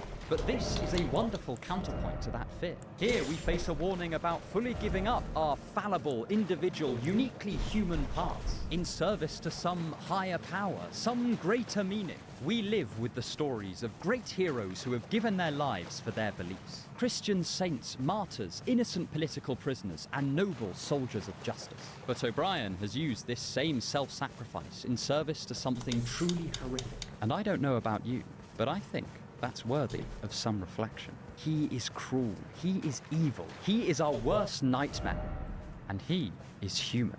But now we must return to the world of Winston and take a look at what happens to him in the final stages of his interrogation, after the state has totally broken his mind. 7. Empty joy or painful truth. A famous thought experiment in ethical philosophy is called the pleasure machine or the experience machine, which sounds much dodgier than it is. It was formulated by Robert Nozick, and it presents the reader with a hypothetical situation and a profound choice. Imagine that I had a machine that would simulate a new reality for you, one that was essentially a wish fulfillment version of this world. You would experience only pleasurable sensations, exist in a heavenly state. You could live out your entire life there and pass away peacefully, never having to leave the machine. I would wipe your memory before you were plugged in, so you wouldn't even know that it wasn't real. Picture that. You could be anything you want to be. A multi-billionaire, a religious leader, a benevolent dictator of a grateful and suppliant populace. You could be loved, desired, praised, feared, anything in between. Of course, none of it would exist except in the simulation, but would that really matter? Nozick asks us if we would willingly enter the pleasure machine. Would we want blind happiness? Or do we prefer to live in a world that is imperfect and sometimes painful, but is undeniably real?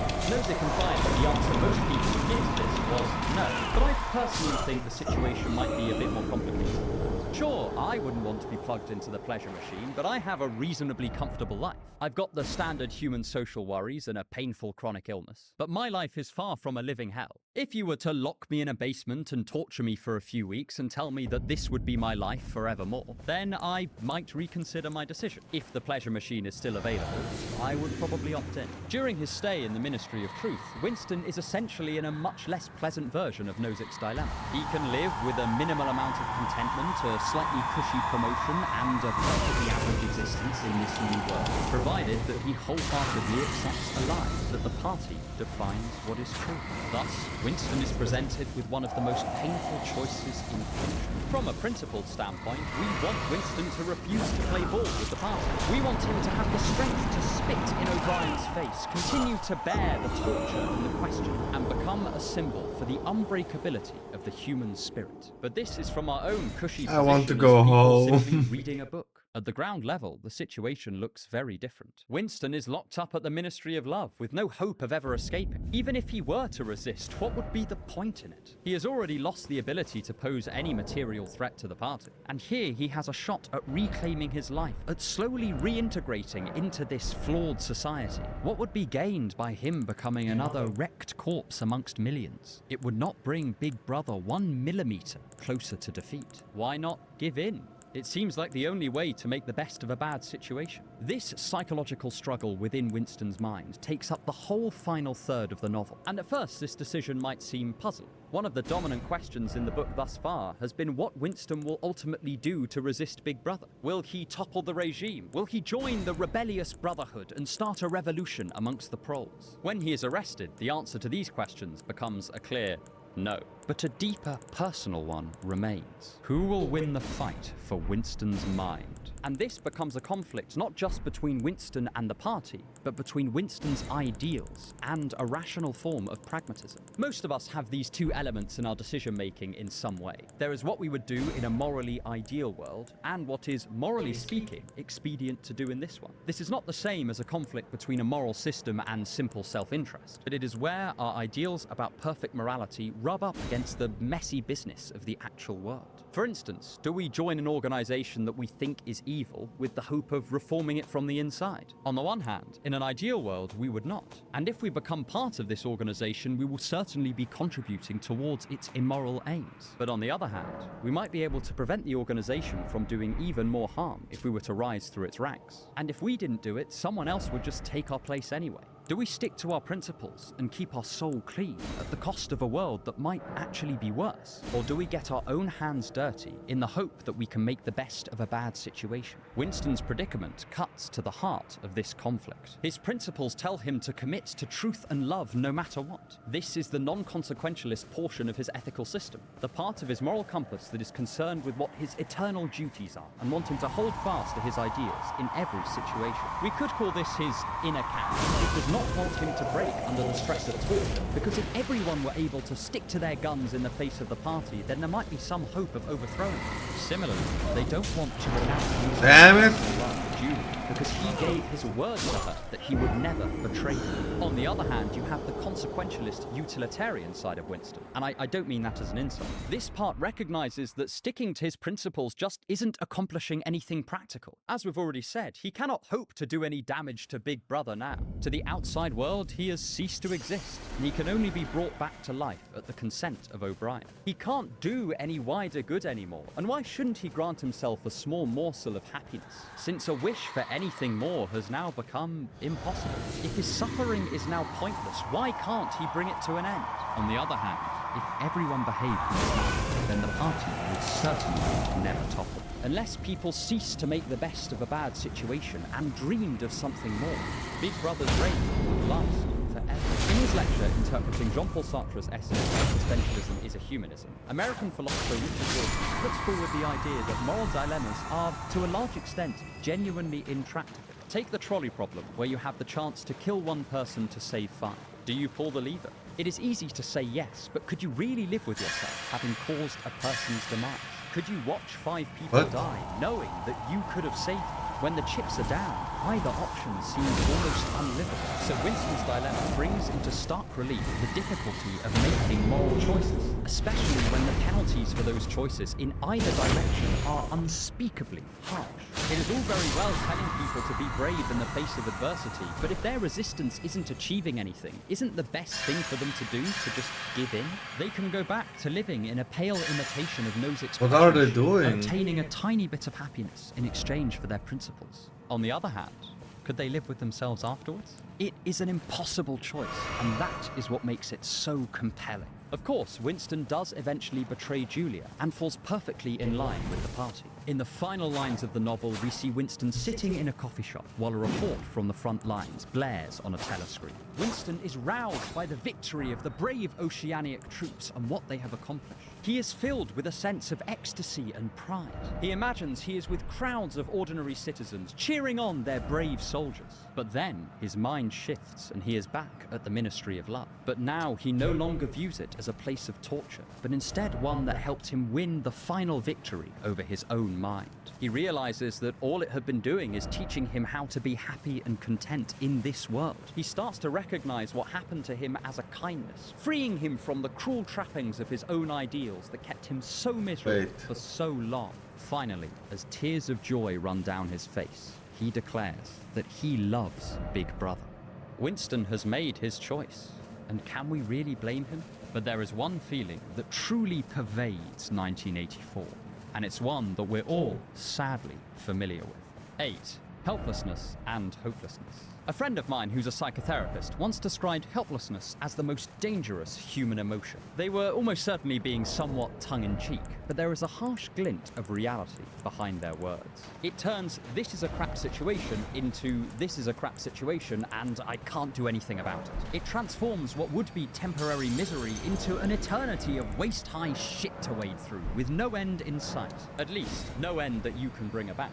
Czech author Franz Kafka is a master at creating this atmosphere of helplessness. In The Trial, he famously presents a world so absurd the protagonist can't even make sense of it. Yet, he is totally at its mercy. He slowly loses his mind and falls into despair because he doesn't know when his trial is going to end or how to fight it, or even how the court system works. We now have the term Kafkaesque to respond to these dizzying situations.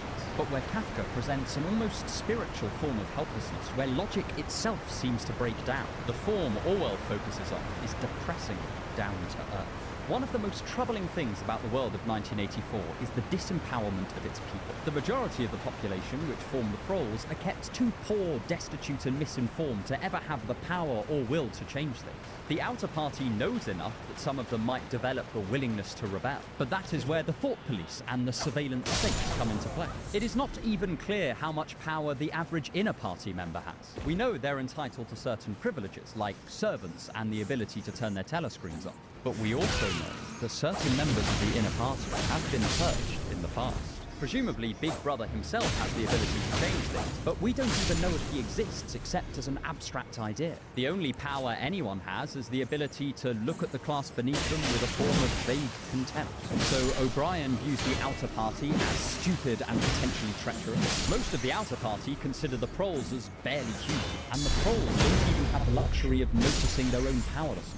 And this means there is not just helplessness for the people of Oceania, but hopelessness as well. Not only can they not affect change, but it's not coming from anywhere else either. There is no great liberatory force coming to save the day, nor is there the possibility of a revolt among the proles or the inner party members. As O'Brien famously puts it, and as I quoted at the beginning of this video, if you want to picture the future, imagine a boot stamping on a human face. Forever. This line refers not only to the inevitability of the party's victory, but also the thrill they experience as a result. The sweet taste of triumph as it exerts ever-expanding control over those under its rule. But who is actually the beneficiary of this so-called thrill? O'Brien hints that it is open to anyone who buys into the idea of Big Brother. But is this really true? Isn't it instead that there'll eventually be no victories left to be won? The party has near total control and the people have no chance for a better life. And it's not clear that this situation will end up being good for Big Brother or the inner party members either. O'Brien yearns for the day when newspeak is the language of thought, and so no sedition can even be contemplated. But then, even the party will be deprived of hope. They will have nowhere left to extend their power. The idea of progress, even progress in an evil direction, will become impossible. Hope itself will become the final victim of Big Brother's regime. And there is good reason to think that even the inner party should fear this day. Philosophers Claudia Blöser and Titus Stahl have argued that the feeling of hope is an integral part of what makes a fulfilling life. This is because it provides us with our practical identities, that is, our organizing reasons for action. So if I hope to one day be a good father, then that sets certain boundaries for my actions now. It means I have to set up my life so it will eventually be a calm and happy environment for a developing child. For Blöser and Stahl, hope is an emotion of existential import. It is part of the tapestry that makes our life seem meaningful. And this is the most it seems that expensive hope armor can only piece? flourish at the intersection of desire and uncertainty. We can't hope for what we already have, and we can't hope for something that is certain to come our way. But we also can't hope for something impossible. I can't hope that I'll be able to fly tomorrow because it's a scenario that I cannot honestly entertain. For Winston and any other internally rebellious members of the party, they no longer have hope because the prospect of Big Brother's removal is as remote as me flying, if not more so. But the inner party will soon be deprived of hope as well. As O'Brien said, its ultimate goal is power, but it is nearing omnipotence. What will they do when they have finally accomplished their goal and not a single thought crime is committed in the whole of Oceania? Well, for starters, O'Brien's reason for being will go down the drain. Without thought crimes, who needs a thought police? And what will the inner party members have to hope for anymore? Their entire purpose is to extend the influence of Big Brother. They've done that, so now what? Then the party is like the dog that has caught their own tail and can no longer take pleasure or meaning in chasing it. They too are deprived of hope, and their minds will wither on the vine just as much as the outer party or the proles. They'll just have a more comfortable chair to decay in. This is the ultimate contradiction at the heart of Big Brother's Lovecraftian organization. Its very reason for being is accruing more and more power, but power is now reaching its limits, and in its continual success, it is signing its own death warrant. Not a physical death, for if there was a chance the state could actually be defeated, then the party would have a reason to carry on, but it will face an existential one. The inner party will no longer have any meaning to their lives, and hopelessness will come knocking at their door the very minute it is finished at everyone else's. Perhaps this is the reason the inner party places such emphasis on the hatred of thought criminals and political dissidents. Because deep down, these shadowy figures at the levers of the state know that without these brave, contemptible, free-thinking souls, they would have no more reason to be. They depend on their doomed rebels just as much as they want to destroy them. And the day the final independent thought is eliminated is the day nihilism will infect Big Brother himself. A quote often apocryphally attributed to either Vladimir Lenin and Karl Marx, but probably said by neither, is, "The last capitalist we hang shall be the one that sold us the rope." But in 1984, we get a spin on this idea. The last political dissident the party hangs will leave only an empty noose, tailor-made for Big Brother's soul. The party may hate Winston. They may want to torture him and break him, and they will ultimately succeed in doing so. But they also don't want